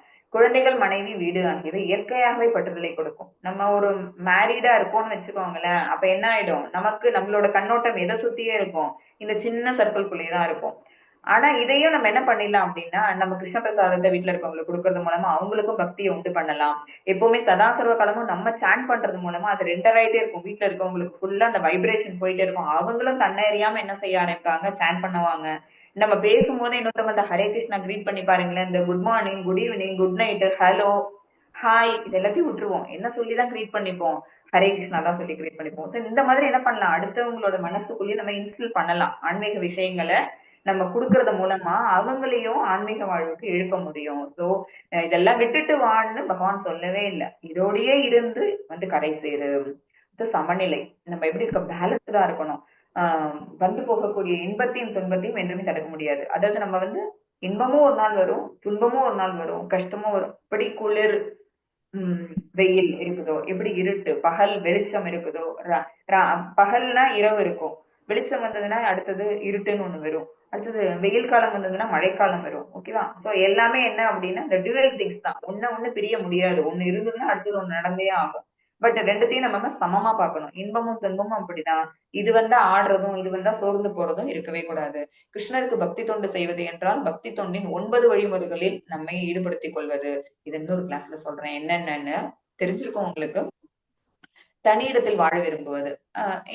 சரி, இது உங்களோட எல்லாம் இருந்து நம்மளால இதை அச்சீவ் பண்ண முடியாது அப்படின்னு வச்சுக்கோங்களேன். அதுக்காக நம்ம போய் காட்டுல உட்காந்துட முடியாது. அதெல்லாம் அந்த காலத்துல பகவான் சொன்ன டயத்துல வேணா அதெல்லாம் பாசிபிள் இருக்கு. ஓகேவா? நம்ம உடனே என்ன பண்ணிடுறோம்? தனி இடத்தை சேர்ந்து போய் அங்க போய் நம்ம சன்னியாச வாழ்வு வாழறேன் அப்படின்னு இருக்க முடியும். பட் இப்ப எல்லாம் அதுக்கு நமக்கான காலகட்டமே எவ்வளவு இருக்கு? ஆவரேஜே 70 இயர்ஸ் 75 இயர்ஸ் நம்மளோட லைஃப். அதுல நம்ம செஞ்சு முடிக்க வேண்டிய விஷயங்கள், பௌதிக கடமைகள் நமக்கு நிறைய காத்துட்டு இருக்கும் போது நம்மளால என்ன செய்ய முடியாது? இதெல்லாம் வேணான்னு விட்டு வச்சுட்டு போயிட முடியாது. நம்ம இருக்கிற இடத்துல நம்மளே ஐசோலேட் பண்ணிக்கிறது, நம்மளே ஐசோலேட் பண்ணிக்கிறது. யாரும் நமக்கு ஃபாலோ பண்ணி வரலையா, ஓகே லீவ் தேம், அவங்க ஒரு காலத்துல அதை புரிஞ்சுட்டு வருவாங்கன்னு சொல்லி நம்ம என்ன செய்யணும்? மத்தவங்களை விட்டுட்டு, அதாவது தேவையில்லாத சங்கங்களை விட்டுட்டு சத் சங்கங்களை நம்ம கூட எடுத்துக்கணும். அதாவது பகவானை பத்தின பேச்சு இருக்கக்கூடியவங்களோ, இப்ப இது 1 hour ஆயிருக்கும்னு நினைக்கிறேன். நிச்சயமா இவ்வளவு நேரமா நம்ம வேற எதை பத்தியுமே சிந்திக்கல பாருங்க. ஓகேவா? அதுதான் அதுதான் இந்த வீட்டுக்குள்ளே இருந்தாலும் கூட நான் என்ன பண்ணல, ஹால்ல நடக்குது, கிச்சன்ல நடக்குது போல பார்க்கல. சேம் உங்களுக்கும் அதேதான். இந்த கிளாஸ் பார்த்துட்டு இருக்கிறீங்க, வேற எந்த தாட்டும் நமக்கு வராது. பரமாத்மாவிற்கு ஜீவாத்மா செய்யும் தொண்டு நித்தியமானதாகும். ஹரே கிருஷ்ண மதன். ஞானத்தின் வழிமுறை பகவானிடம் கலப்படமற்ற பக்தி தொண்டு செய்வதில் முற்று பெறுகின்றது. ஓகேவா? இதெல்லாம் ஞானம்னு சொன்னாங்கல்ல, இந்த எல்லா ஞானத்தையும் நமக்குள்ள வளர்த்துக்கிட்டே வந்தோம்னு வச்சுக்கோங்களேன். அவனோட பொறுமை, எளிமை, தளராமை, சுய கட்டுப்பாடு, இது எல்லாத்தையும் நம்ம வளர்த்துக்கிட்டே வந்தோம்னா என்ன ஆயிடும் ஒரு காலத்துல, நிச்சயமா பகவானுக்கு ரொம்ப க்ளோஸ் ரிலேட்டிவ். யாரு உனக்கு சொந்தக்காரங்க யாரு அப்படின்னா பகவான் தான். கிருஷ்ணர் தான் எனக்கு க்ளோஸ் ரிலேட்டிவ் சொல்லிப்போம் நம்ம. சோ பகவானிடம் களப்பற்ற பக்தி தொண்டு செய்வதில் முற்று பெறுகின்றது. டிவோஷனல் சர்வீஸ்ல நிப்போம். ஓகேவா? மனத்தாலையும், செயலாலையும், சொல்லாலையும், வாக்காலையும் நம்ம என்ன பண்ணுவோம், பகவானுக்கான டிவோஷனல் சர்வீஸா பண்ணிட்டே இருப்போம் நம்மளே அறியாம. எனவே பகவானுடைய தெய்வீக தொண்டை அடையாவிடில் அல்லது அடைய முடியாவிடில் இதர 19 விஷயங்களும் எவ்வித மதிப்பும் இல்லை. சோ கடைசி என்ன, பக்தி தொண்டு பண்றதுக்கான விஷயங்களை சொல்லியிருக்கிறாங்க. சோ இதெல்லாம் தான் ஞானம். ஆனால் பூரண கிருஷ்ண உணர்வோட ஒருவன் பக்தி தொண்டை ஏற்றால் இதர 19 விஷயங்களும் தாமாகவே அவனுக்குள் வளர்ச்சி பெறும். சோ டிவோஷனல் சர்வீஸை வளர்த்துக்கிட்டீங்க அப்படின்னாலே மத்தது எல்லாம் என்னால வர முடியல மத்தாஜி, நான் எளிமையா இருக்கணும்னு நினைக்கிறேன், பொறுமையா இருக்கணும்னு நினைக்கிறேன், பட் இந்த சொசைட்டி என்ன விட மாட்டேங்குது, என்னோட சூழ்நிலை விட மாட்டேங்குது அப்படின்னு. ஓகே, அதெல்லாம் முடியலையா? சரி, சுய கட்டுப்பாடா இருக்க முடியலையா? தளராமையோட இருக்க முடியலையா? அதெல்லாம் விட்டுருங்க. குடும்பம், குழந்தை, மனைவி இதை விட்டு வர முடியலையா? சரி, பகவானுக்கான தொண்டை பண்ணுங்க. ஓகேவா? அவங்களுக்கு கோயிலுக்கு போயிட்டு பகவானை பார்த்துட்டு வாங்க, பகவானை பத்தின கீர்த்தனைகளை பாடுங்க. யாரும் இந்த மாதிரி சத்சங்கள் பண்ணாங்கன்னா அதை காதால கேளுங்க, அர்ச்சனை பண்ணுங்க, வந்தனம் பண்ணுங்க, நமஸ்காரம் பண்ணுங்க. ஓகேவா? பகவானுக்கு 9 விதமான விஷயங்கள் இருக்குது பக்தி தொண்டு பண்றதுக்கு. அதுல ஏதாவது ஒண்ணு பண்ணோம்னாலே ஆட்டோமேட்டிக்கா என்ன ஆகும் அப்படின்னா இந்த எல்லா குணங்களும் நம்மள்ட்ட ஒட்டிக்கும். ஓகேவா? ஹரே கிருஷ்ணா. அங்கீகாரம் பெற்ற ஆன்மீக குருவை இருக்கும்போது உன்னோட தெய்வீக வாழ்வு தொடங்குகின்றது. இதெல்லாம் எப்படி பகவான் சொல்லிட்டாங்க, இதெல்லாம் ஞானம்னு. பட் நமக்கு இதை ஒருத்தவங்க எடுத்து கொடுக்கணும் இல்ல. சோ அதுக்குதான் நம்ம யாரு தேவை அப்படின்னா குருவோட நமக்கான ஒரு ரிலேஷன்ஷிப். சோ அந்த சாது சங்கம் அப்படிங்கிறது ரொம்ப ரொம்ப முக்கியம். சாது சங்கத்துல இருந்தாதான் நம்மளால என்ன பண்ண முடியும், நேர்பாதையில டிவியேஷன் இல்லாம. இல்லாட்டி என்ன ஆயிடும் அப்படின்னா நடுவுல கிராஸ் பண்ணி வேற எங்கேயாவது போயிடுவோம். சோ நேர்பாதையில நம்மளால போறதுக்கு யாரு நமக்கு உதவுறாங்க அப்படின்னா ஆன்மீக குரு தான் உதவுறாங்க. ஹரே கிருஷ்ணா. ஞானத்தின் தொடக்கம் அமானித்துவ பணிவுடன் இருத்தல். பணிவுடன் இருந்து நான் முழுமுதற் கடவுளுக்கு கீழ்ப்பட்டவன். அங்கீகார ஹரே கிருஷ்ணா.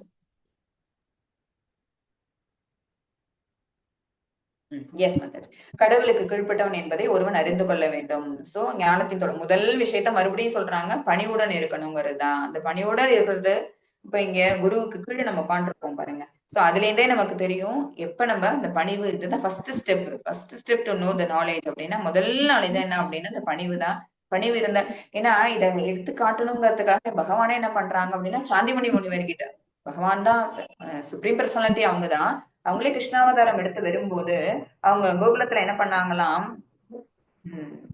குரு கிட்ட அவங்களுக்கு தெரியாததே எதுவும் கிடையாது. அவங்க ஒரு குரு கிட்ட படிச்சாங்க, கல்வி கட்டுறாங்க. சாந்திமணி முனிவர் கிட்ட ரொம்ப பொறுமையோடையும் பணிவோடையும் மரியாதையோட இவங்க கல்வி கட்டுறாங்க. யாருக்காக அப்படின்னா நமக்கு எக்ஸாம்பிளா இருக்காங்க.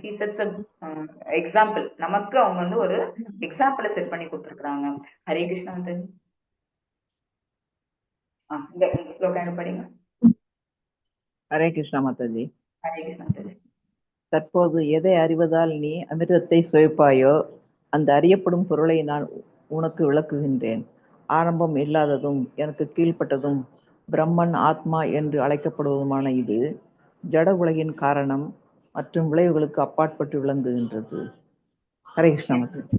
ஹரே கிருஷ்ணா மாதாஜி. எதை உணர்வதால், அப்ப எதை பத்தி இங்க சொல்ல போறாங்க அப்படின்னா ஆத்மாவை பத்தி சொல்ல போறாங்க. ஓகேவா? ஆத்மாவை பத்தி நம்ம செகண்ட் சாப்டர்ல படிச்சிருப்போம். இப்பதான் ஆத்மா செகண்ட் சாப்டர்ல ஒரு ஸ்லோகா எடுத்து கொடுத்தோம். என்ன அப்படின்னு பாத்தீங்கன்னா அந்த உடல் எப்படி எல்லாம் மாறுதுன்னு. ஓகேவா? அதாவது பிறப்பு இறப்பு அது ரெண்டுத்துக்கு நடுவுல அந்த உடல்ங்கிறது என்ன மாதிரி சேஞ்சஸ் எல்லாம் கொண்டு வந்ததுன்னு. அப்ப உள்ள இருக்கிற ஆத்மா என்ன, ஆத்மா மாறாதுன்னு சொல்லியாச்சு. ந ஜாயத்தே மிரியத்தை, இன்னைக்கு இம்பார்ட்டன்ஸ் ஸ்லோகால கூட ஒரு மாதாஜி படிச்சாங்க. ந ஜாயத்தே மிரியத்தை வாக்கதாச்சு நாம் பொய்யம். அந்த அந்த ஸ்லோகா இருக்குல்ல, அதுல ந ஹன்யத்தே ஹன்யமானே ஷரீரே அப்படின்னு ஒரு முடியும். அந்த ஹன்யத்தே ஹன்யமானே ஷரீரேன்னு என்ன அர்த்தம்னா சரீரம் அழிஞ்சிரும், இந்த இந்த உடலை கொண்டுள்ள அந்த ஆத்மாவானது அழியாது. அதாவது மேல இருக்கக்கூடிய இந்த உடல் அழிஞ்சிரும், ஆனா உள்ளுக்குள்ள இருக்கக்கூடிய ஆத்மாவானது அழியாது. அந்த ஆத்மா எதாலையும் கட் பண்ண முடியாது. அந்த ஆத்மாவை காற்றால காற்றால பண்ண முடியாது, கத்தியால வெட்ட முடியாது, படிச்சிருப்பீங்க அதெல்லாம். நைனம் சிந்தந்தி அந்த ஸ்லோகத்துல படிச்சிருப்போம். என்னென்ன அப்படின்னா, கத்தியால அதை வெட்ட முடியாது, காற்றால அதை வீசி தள்ள முடியாது, மழை ஒரு நீரால அதை வந்து ஈரமாக்க முடியாது, இதெல்லாம் படிச்சிருப்போம். அப்ப ஆத்மா என்ன, அது ஏன் அப்படின்னா அது 10,000த்துல ஒரு பங்குதான் அந்த ஆத்மாவோட சைஸே. அந்த ஆத்மா இந்த உடலுக்குள்ள இருக்கிறதுனாலதான் அந்த உடல்ல வந்து என்ன, இதுக்கு பேரு இருக்கு. ஓகேவா, இதுக்கு ஒரு பேரு வச்சு சொல்றோம். அப்படி இல்லைன்னா அந்த ஆத்மா அந்த உடல்ல விட்டு போயிடுச்சுன்னு வச்சுக்கோங்களேன், என் பேரை வச்சா சொல்லுவாங்க, சொல்ல மாட்டாங்க. அதேதான் அந்த விஷயத்த பத்தி இங்க பகவான் சொல்ல போறாங்க.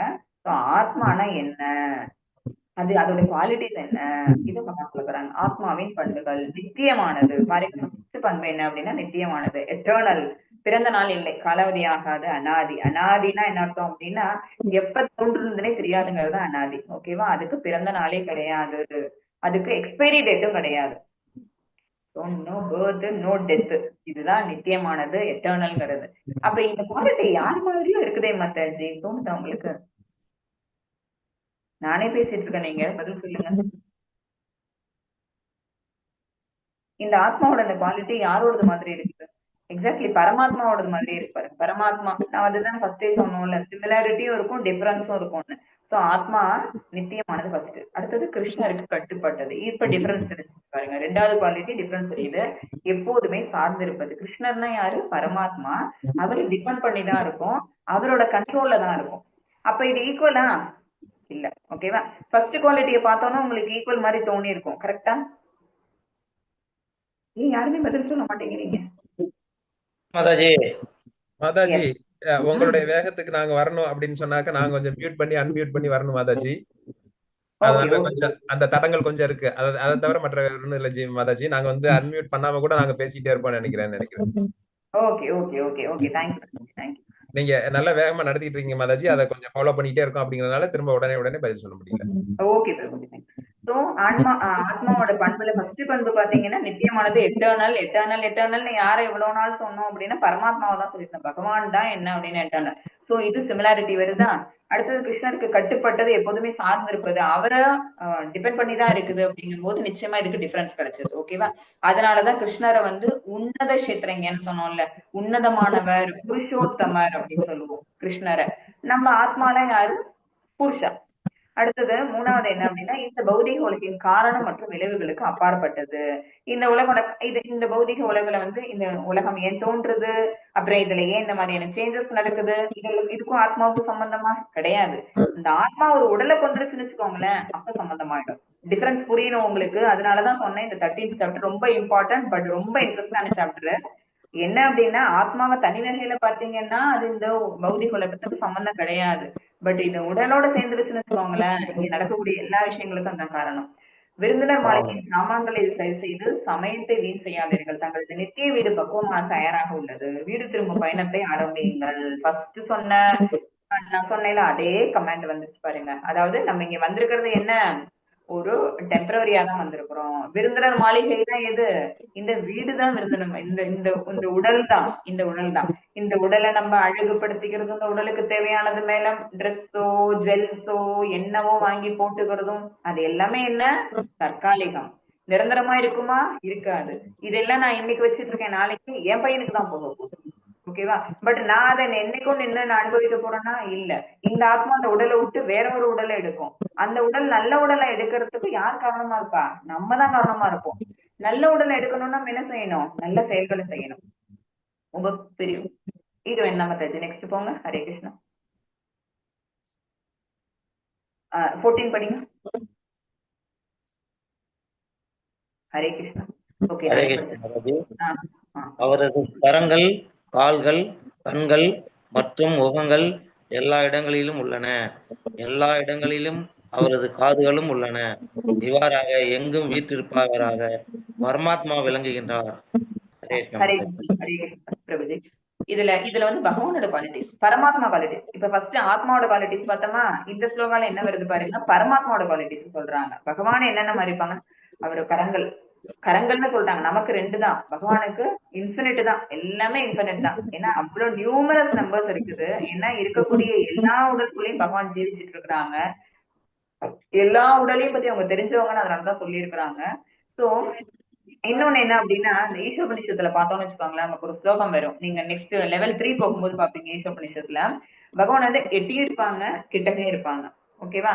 அப்புறம் உள்ளரையும் இருப்பாங்க, வெளியிலயும் இருப்பாங்க. தத்தே ஜதி தத் நைஜதின்னு ஒரு ஒரு ஒண்ணு வரும். என்ன அப்படின்னா, ரொம்ப தூரத்துல இருக்க மாதிரி இருப்பாங்க. ஆனா பிரகலாதன் கூப்பிட்ட உடனே வந்துடுறாங்க. ஓகேவா? இதுதான் டிஃபரன்ஸ். பகவானுக்கும் நமக்குமான டிஃபரன்ஸ் என்ன அப்படின்னா, இப்ப நான் வந்து இங்க இல்ல சிதம்பரத்துல இருக்கிறோம் அப்படின்னா, சிதம்பரத்துல இருந்து இங்க வரணும், சென்னைக்கு வரணும் அப்படின்னா ஒரு 4 ஹவர்ஸ் டிராவல் பண்ணி வரணும். இதுதான் டிஃபரன்ஸ். பட் பகவான் நினைச்ச அடுத்த செகண்ட் வருவாங்க. அதனாலதான் பகவானுக்கு நம்ம பிரசாதம் வைக்கிறோம். உங்களுக்கு அந்த இது புரிஞ்சிருக்கணும். இங்க சமைச்சிட்டோம், ஹஸ்பண்ட் ஆபீஸ்ல இருந்து வரணும் அப்படின்னா அவங்க வந்துதான் அதை சாப்பிட முடியும். அது வரைக்கும் நமக்கு இந்த சாப்பாடை நம்ம வெயிட் பண்ணிட்டே இருப்போம். பகவானுக்கு அந்த பிரசாதம் நைவேத்தியம் வச்சோம்னு வச்சுக்கோங்களேன், வச்சுட்டு நம்ம டோரை க்ளோஸ் பண்ணிட்டோம்னு வச்சுக்கோங்களேன், பகவான் என்ன பண்ணிடுறாங்க, கண்ணாலே அதை ஸ்வீகாரம் பண்ணிக்கிறாங்க. அவங்களோட பார்வை மூலமாவே இது சீக்கிரம் வந்து எடுத்து சாப்பிடுறாங்களா, குழந்தைங்க கேட்பாங்க, ஏன் வைக்கிறீங்களே, அவங்க என்ன வந்து எடுத்து சாப்பிடுறாங்க. அப்படி கிடையாது. ரொம்ப டேஸ்டியா அந்த ஃபுட்டு மாறுறதுக்கு காரணம் பகவானோட அருள் பார்வை அதுல படுறதுனால. சோ எங்கும் வெற்றிருப்பாக, எல்லா இடத்துலயும் ஆல் பெர்வேடிங், பகவானுக்கு அடுத்த நாமா இருக்குது ஆல் பெர்வேடிங், எல்லா இடத்துலயும் இருக்கக்கூடியவரா பகவான் இருக்கிறாங்க. இது பரமாத்மாவோட குவாலிட்டி. ஃபர்ஸ்ட் சொன்னது ஆத்மா குவாலிட்டி, இது பரமாத்மா குவாலிட்டி. ஒரு ஒரு ஒரு ஒரு ஸ்லோகாக்கும் ஒரு ஒரு அர்த்தம் இருக்கு, கவனிச்சுக்கோங்க. ஹரே கிருஷ்ணா. பரமாத்மா எங்கும் வீற்றிருப்பவர். அவர் தமது தெய்வீக உலகில் எப்போதும் லீலைகளில் ஈடுபட்டிருந்தாலும் எங்கும் பரவியுள்ளார். பிரம்ம சம்ஹிதையில இருக்குது. பகவான் எங்க இருக்கிறாங்க, கோலோக விருந்தாவனத்துல இருக்கிறாங்க, இருக்கக்கூடிய அவங்களால படைக்கப்பட்ட அத்தனை அண்டங்களுக்குள்ளயும் இருக்கிறாங்க. ஓகேவா? அப்புறம் எல்லா ஜீவாத்மாக்குள்ளயும் இருக்கிறாங்க. சோ எல்லா இடத்துலயும் அவங்க பரவி இருக்கிறாங்க. எல்லா இடத்துலயும் அந்தந்த வேலையை செஞ்சுட்டு இருக்கிறாங்க. துவாரகைக்கு நாரதர் போன போது கிருஷ்ணர் வந்து வீட்டுல இருந்தாராம். ஓகே, இந்த ஒய்ஃப் வீட்ல இவர் இந்த வேலையை பார்த்துட்டு இருக்கிறாரு, நம்ம அடுத்தவங்க வீட்டுல அங்க வேற ஒரு வேலையை செஞ்சுட்டு இருக்காங்க. இங்க குழந்தைக்கு சாப்பாடு கொடுத்துட்டு இருந்தாங்க அப்படின்னா அங்க குழந்தையோட விளையாண்டுட்டு இருக்கிறாங்க. அங்க இன்னொரு இடத்துல அங்க இருக்கிற கோபிக்க கூட பேசிட்டு இருக்காங்க. அடுத்த இடத்துல இன்னொரு ஒய்ஃப் கூட விளையாண்டுட்டு இருக்கிறாங்க. சோ ஒரு ஒரு இடத்துலயும் பகவான் வந்து ஒரு ஒரு விதமான செயல்களை நம்மளால செய்ய முடியுமா? இந்த ரூம்ல நான் இருக்கேன் அப்படின்னா அந்த ரூம்ல தான் இருக்க முடியும். என்னால கிச்சன்ல இருக்க முடியுமா, ஹால்ல இருக்க முடியுமா, கார் டிரைவ் பண்ண முடியுமா? முடியாது. எதுவுமே பாசிபிலிட்டி கிடையாது. இந்த குறையுடைய புலன்களை வச்சுட்டு நம்மளால எதுவுமே நடத்திக்க முடியாது. பட் பகவான் கிட்ட இருக்கிற எல்லா விஷயமே என்ன, குறையற்றது. ஓகேவா? ஹரே கிருஷ்ணா. ஜீவாத்மாவும் தன் கரங்களை, கால்களை, கண்களை எல்லா இடத்துக்கும் நீட்டிக்க முடியாது, அது சாத்தியமில்லை. இப்ப நான் சொன்னதுதான். இப்ப சூரியன் மாதிரி இந்த இடத்துல வச்சுக்கோங்களேன், பகவானை வந்து யாருன்னு வச்சுக்கணும் அப்படின்னா சூரியன் மாதிரி. சூரியன் என்ன பண்ணும், அது ஒரு இடத்துல இருக்கு, அது தன்னோட கிரகணங்கள் மூலமா, அதாவது அதுல இருந்து வரக்கூடிய சன் ரேஸ் இருக்கு பாத்தீங்களா, ரேஸ் மூலமா அதை எல்லா இடத்தையும் ஊடுருவும். பார்த்திருப்பீங்க நீங்க, எல்லா இடத்துலயும் ஊடுருவும். நம்மளால என்ன பண்ண முடியும், என்னுடைய இந்த கண்களை வச்சுட்டு என்னால சர்டைன் ஒரு 10 மீட்டர் வரைக்கும் பார்க்க முடியும். சரியா? இந்த கையோட லெங்க்த்துக்கு என்ன திங்ஸ் இருக்கோ அதான் என்னால எடுக்க முடியும். பட் பகவான் என்ன பண்றாங்க, இங்க இருந்துட்டு இங்கனே நம்மளால கணக்கிட சொல்ல முடியாத அளவுக்கு தூரத்துல பகவான் இருந்தாலும் கூட ஒரு பக்தனானவன் முழுமையான மனசோட ஃபுல்லா கம்ப்ளீட் சரண்டர் பண்ணி பகவானை கூப்பிட்டு அடுத்த செகண்டுக்கு தடார்னு ஓடி வராங்களே, அது அவங்களுக்கு தான் சாத்தியம், நமக்கு சாத்தியம் அல்ல. ஹரே கிருஷ்ணா. இது படிங்க யாரும். ஹரே கிருஷ்ணா மாதாஜி. எல்லா மூல காரணம் பரமாத்மாவே. இருப்பினும் அவரிடம் புலன்கள் கிடையாது. அவரே எல்லா உயிர்வாளிகளையும் பராமரிப்பவர். இருப்பினும் அவர் பற்றற்றவராக உள்ளார். அவர் இயற்கையின் குணங்களுக்கு அப்பாற்பட்டவர். அதே சமயத்தில் ஜட இயற்கையின் எல்லா குணங்களுக்கும் அவரே எஜமானர். ஹரே கிருஷ்ணா மாதாஜி. ஹரே கிருஷ்ணா மாதாஜி. இதுதான் பகவான் வந்து எல்லா குணங்களுக்கும் அப்பாற்பட்டு இருக்கிறாங்க. பட் குணங்கள் எல்லாத்தையும் கொடுத்தது யாரு அப்படின்னா பகவான் தான். பட் அந்த குணங்களுக்கு அப்பாற்பட்டு இருக்கிறாங்க. அவரு வந்து அவங்களாலதான் உண்டு பண்ணப்பட்டது இந்த பௌதிக உலகம். இந்த பௌதிக உலகத்துல அவங்க இருந்தாலும் கூட அதுல கொஞ்சம் கூட என்ன ஆகல, அவங்க அட்டாச் ஆகாம இருக்கிறாங்க. சோ பகவானோட குவாலிட்டி, அடுத்தடுத்த குவாலிட்டி சொல்றாங்க. ஹரே கிருஷ்ணா. பரமாத்மா பகவானுடைய புலன்கள் தெய்வீகமானவை. எல்லா புலன்களுக்கும் மூல காரணம் பரமாத்மாவே. இருப்பினும் அவரிடம் புலன்கள் கிடையாது. அதாவது புலன்கள் அப்படின்னா என்ன அர்த்தம்னா, நம்ம கிட்ட இருக்குல்ல 5 டிஃபரெண்ட் சென்சஸ் பார்த்தோம்ல, அது எல்லாம் பகவான் கிட்ட இருக்கா அப்படின்னா இதே மாதிரி ரூபம் தான் பகவானுக்கும் நம்ம காமிக்கிறோம். பகவானோட அர்ச்சாத சுரூபத்தை பாத்தீங்க அப்படின்னா ஒரு ஜீவாத்மா எப்படிப்பட்ட உடலை கொண்டிருக்கானோ அந்த மாதிரிதான் பகவானுக்கு இருக்கு. பட் அதெல்லாம் எப்படி இருக்கு அப்படின்னா குணம் சார்ந்ததா இருக்காது. குணத்தை படைச்சவர் அவரேவே இருந்தாலும் கூட அது எப்படி இருக்காது அப்படின்னா அந்த குணங்களுக்கு அப்பாற்பட்டு சுத்த சுத்துவ நிலையில பகவான் இருப்பாங்க. அதாவது எந்த விதமான புலனின்ப பொருட்களும் பகவானை ஈர்க்காது. நம்ம தான் புலனின்ப பொருட்களுக்கு ஆட்பட்டு போறோம், அதனால கண்ட்ரோல் பண்ணப்படுறோம், அதனால கடந்து உழண்டுட்டு இருக்கிறோம். ஓகேவா? சோ புலன்களுக்கு மூல காரணமா அவங்க இருந்தாலும், அல்லது புலன்களை ஆட்டுவிக்கக்கூடிய அந்த குணங்களுக்கு மூல காரணமா பகவான் இருந்தாலும், அவர்கிட்ட அந்த புலன்கள் கிடையாது. அப்ப உங்களுக்கு கண்கள் இருக்கே, கைகள் இருக்கே, கால்கள் இருக்கே அப்படின்னா இதெல்லாம் நம்ம கொடுத்த சுரூபம். பகவானுக்கு இதெல்லாம் நம்ம கொடுத்தது. அந்த கைகளால அவரால நம்மள மட்டும் தான் டச் பண்ணுவார்னு நம்ம நினைச்சிட்டு இருக்கிறோம். எப்படி சூரியத்தோட கிரகண இதுக்குதான் அந்த இடத்துல எக்ஸாம்பிள் கொடுத்தேன். சூரியன் இருக்கிறது ஒரு இடம் தான், பட் அதோட கிரகணங்கள் மூலமா அந்த கிரணங்கள் மூலமா கிரணங்கள் மூலமா அது எப்படி எல்லா இடத்துலயும் வெளிச்சத்தை பரப்புதோ, அது என்ன பண்ணும், ஒரு நல்ல நீர் ஆற்றுல இருக்கக்கூடிய நீரையும் உறிஞ்சிடும். ஓகேவா? அதையும் உறிஞ்சதுக்கு அதுக்கான தகுதி அதுக்கு இருக்கு. ஒரு ஒரு ஒரு பசுமாடு அந்த இடத்துல வந்து பசுமாட்டோட கோமியம் இருந்தது அப்படின்னா அதுல இருக்கிற நீர் சக்தியை உறிஞ்சறதுக்கான அந்த ஒரு ஆற்றலும் அதுகிட்ட இருக்குது. ஓகேவா? அந்த மாதிரி எந்த விதமான டிஃபரன்ஸ் பார்க்காம, இதுவா அதுவா டிஃபரன்ஸ் பார்க்காம, அதனாலதான் ஸ்டார்டிங்ல சொன்னோம் பகவான் எப்படி இருப்பாங்க, பரமாத்மா சுரூபத்துல எல்லாருக்கிட்டையும் இருப்பாங்க. ஒரு ஒரு நாய்கிட்டயும் இருப்பாங்க, ஒரு நாயை தின்பவங்கிட்டயும் இருப்பாங்க. ஓகேவா? ஒரு மனிதன்கிட்டயும் இருப்பாங்க, ஒரு மரத்துலயும் இருப்பாங்க. இதுதான் டிஃபரன்ஸ். இப்ப இதுல நெக்ஸ்ட் பிக்சர் இதான் பாருங்க. ஹரே கிருஷ்ணா மத்தஜ். முழுமுதற் கடவுள் எப்போதும் தெய்வீகமானவர். அவரது தலை, முகம், கரங்கள் அல்லது கால்களை நம்மால் காண முடியாவிட்டாலும் அவருக்கு இவை உண்டு. ஓகேவா? தெய்வீக நிலைக்கு உயர்வு பெறும்போது நம்மால் பகவானுடைய உருவத்தை காண முடியும். அவர் நிர்குணவாதி, அதாவது குணங்களுக்கு அப்பாற்பட்டவர், நிர்குணவாதி. அவர் எப்படி இருப்பார் அப்படிங்கிற அந்த ஒரு தோற்றம் நம்மளால வச்சுக்கப்படப்பட்டதுதான் அது. சோ நம்ம எப்ப அதை தெரிஞ்சுக்க முடியும் அப்படின்னா, அவங்க சொன்னாங்கல்ல அந்த ஞானம் எல்லாம் நம்ம வர வச்சுக்கிட்டு அந்த ஞானம் மூலமா பகவான் மேல பக்தி தொண்டு செலுத்தி நம்ம கொஞ்சம் கொஞ்சமா நம்மள நம்ம பக்குவப்படுத்திக்கிட்டே போனோம்னு வச்சுக்கோங்களேன், பகவானுடைய அந்த சுரூபத்தை நம்மளால பார்க்க முடியும். எப்படி பார்ப்போம் அப்படியே, அந்தரியாமையா பகவான் உள்ள இருக்காங்கிறத நம்மளால பார்க்க முடியும். ஞான சக்ஷுஷோன்னு ஒண்ணு வரும்னு சொன்னேன்ல, அதுதான் அந்த ஞான பார்வை மூலமா நம்மளால பகவான் இருக்கிறாங்க. சோ அவங்கதான் இருந்து எல்லாரையும் கண்ட்ரோல் பண்ணிட்டு இருக்கிறாங்க. டோட்டல் கண்ட்ரோலர் யாரு, கட்டுப்பாட்டாளர் யாரு அப்படின்னா பகவான் தான் அப்படிங்கிறது நமக்கு அப்ப தெரிஞ்சிடும். ஹரே கிருஷ்ணா. பரமாத்மா பகவான் நடுநிலைமையானவர். அவரே எல்லா உயிர்வாழிகளையும் பராமரிப்பவர். இருப்பினும் அவர் பற்றற்றவராக இருக்கிறார். எல்லா இடத்துக்கும் சொந்தக்காரங்களா இருந்தாலும் கூட நமக்கு ஒரு ஒரு வீடு நமக்கு சொந்தம், ஒரு கார் நமக்கு சொந்தம்னாலே நம்ம எவ்வளவோ பண்றோம், பிரபகண்டா பண்றோம். இந்த ஏரியால இப்படி ஒரு பார்க் வீடு நான் வச்சிருக்கிறேன் பாருங்க, இருக்க லேட்டஸ்ட் மாடல் கார் நான் வாங்கிட்டேன் பாருங்க, சொல்லிக்கிறேமா.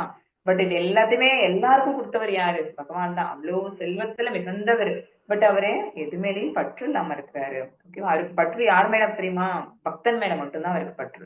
பக்தன் ஒரு நாள் ஒரு கஷ்டம், சின்ன கஷ்டம் அபக்தனால பட்டுட்டாங்க அப்படின்னா அதுக்காக இறங்கி ஓடுவாரு, அதுக்காக அவர் வந்து கோபப்படுவாரு, வந்து அதுக்கான தண்டனையை கூட அந்த பக்தனுக்கு தீங்கு இழைச்சவனுக்கு கொடுப்பாரு. சோ பகவான் அப்ப மட்டும்தான் தன்னுடைய பற்று உள்ளவருங்கிறத காட்டிப்பாரு. மத்தபடி இந்த மாதிரி இன்ஃபீரியர் திங், இந்த பொருள் மேலெல்லாம் அவருக்கு வந்து எந்த விதமான ஆசையும் கிடையாது. ஆனா ஆசை உடையவங்க யாரு அப்படின்னா இந்த உடலை கொண்ட ஜீவாத்மா தான். ஒரு ஆசை, இங்க இருக்கிற எல்லாத்தையும் நம்ம தான் ஆளணும், நம்ம தான் கண்ட்ரோல் பண்ணணும் அப்படின்னு இந்த ஆசை வந்ததுனால நம்ம என்ன பண்ணிடுறோம், ஒரு பெரிய விஷயத்த மறந்தே போயிட்டோம். ஆஹா, நம்மளோட ஒரிஜினல் அபோர்டு பகவானோட இடமாச்சு, அங்க திரும்பி போறதை விட்டுட்டு நம்ம இதுக்குள்ளேயே நம்ம உழண்டுட்டு இருக்கோமே, அந்த மறதி வந்ததுனாலதான் என்ன செஞ்சிடறோம், இந்த பர்த் டெத் சைக்கிள்குள்ள மாட்டிட்டு போறோம். அடுத்தது பரமாத்மாவோட அடுத்த குவாலிட்டி பாருங்க. பகவான் தோன்றும் போது தமது சுய உருவில் தமது அந்தரங்க சக்தியின் மூலம் தோன்றுகின்றார். எஸ், பகவான் நிர்குணா, திரவங்கள் இல்லை மற்றும் குணங்களுக்கு எஜமானார். இந்த வேர்டு நான் முன்னாடியே சொன்னேன். நிர்குணா, நிர்குணவாதி அப்படின்னா என்ன அர்த்தம்னா 3 விதமான குணங்கள் இருக்குல்ல, சத்துவ, ரஜஸ் மற்றும் தமஸ். தமோ குணம் ரொம்ப ரொம்ப ரொம்ப மோசமான குணம், அறியாமை குணம். அது நம்மள ரொம்ப கொண்டு போய் இருட்டுல தள்ளிடும். ஓகேவா? தமோ குணத்துல இருந்து விடுபட்டு ரஜோகுணத்துக்காக வரணும்.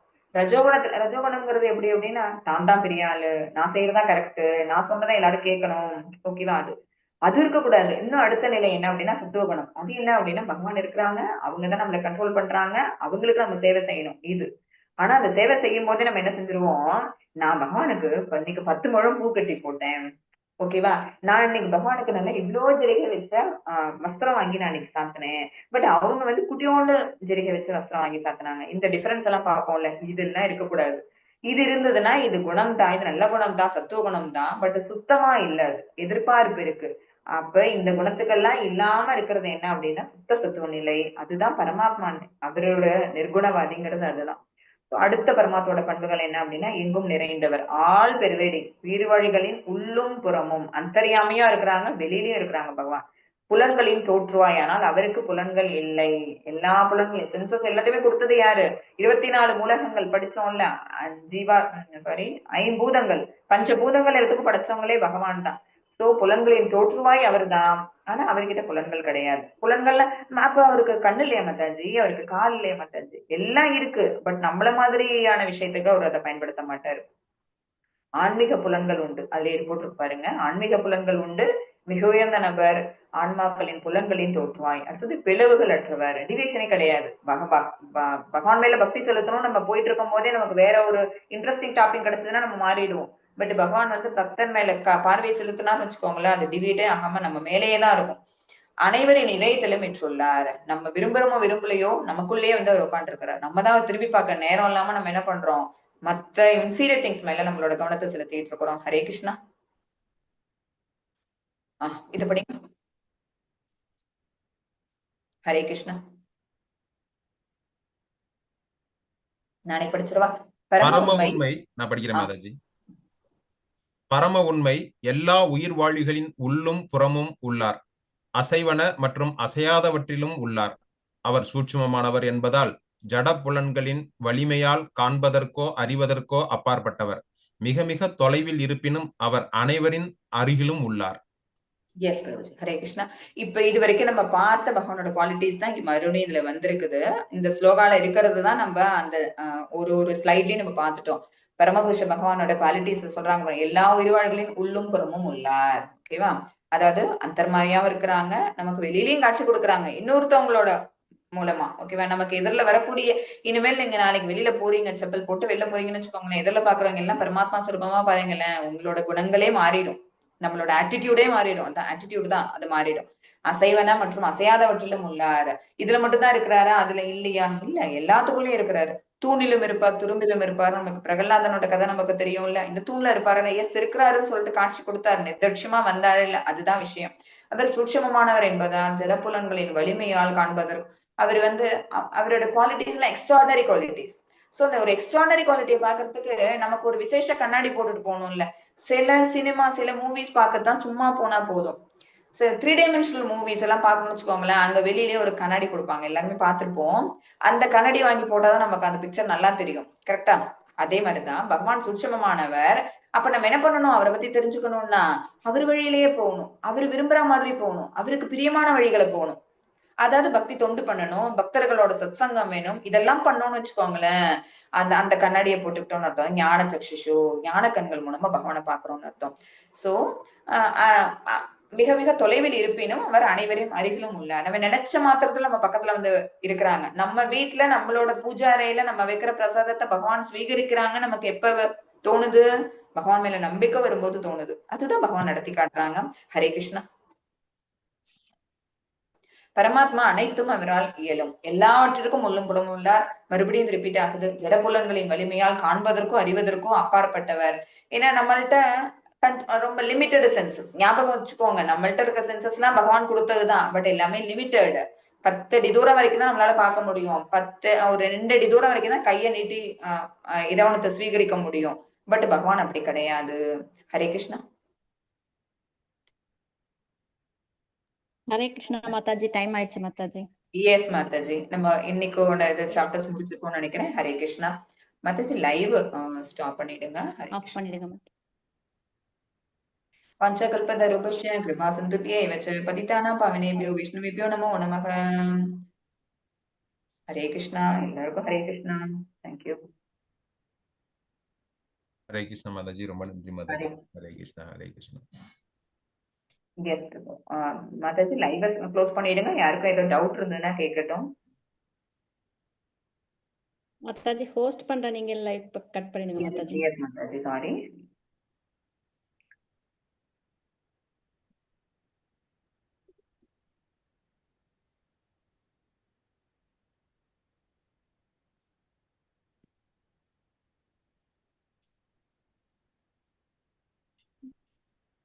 மாதாஜி, நானே கோ-ஹோஸ்டா தான் இருக்கிறேன். ஒரு நிமிஷம். கட் பண்ணிடுங்க.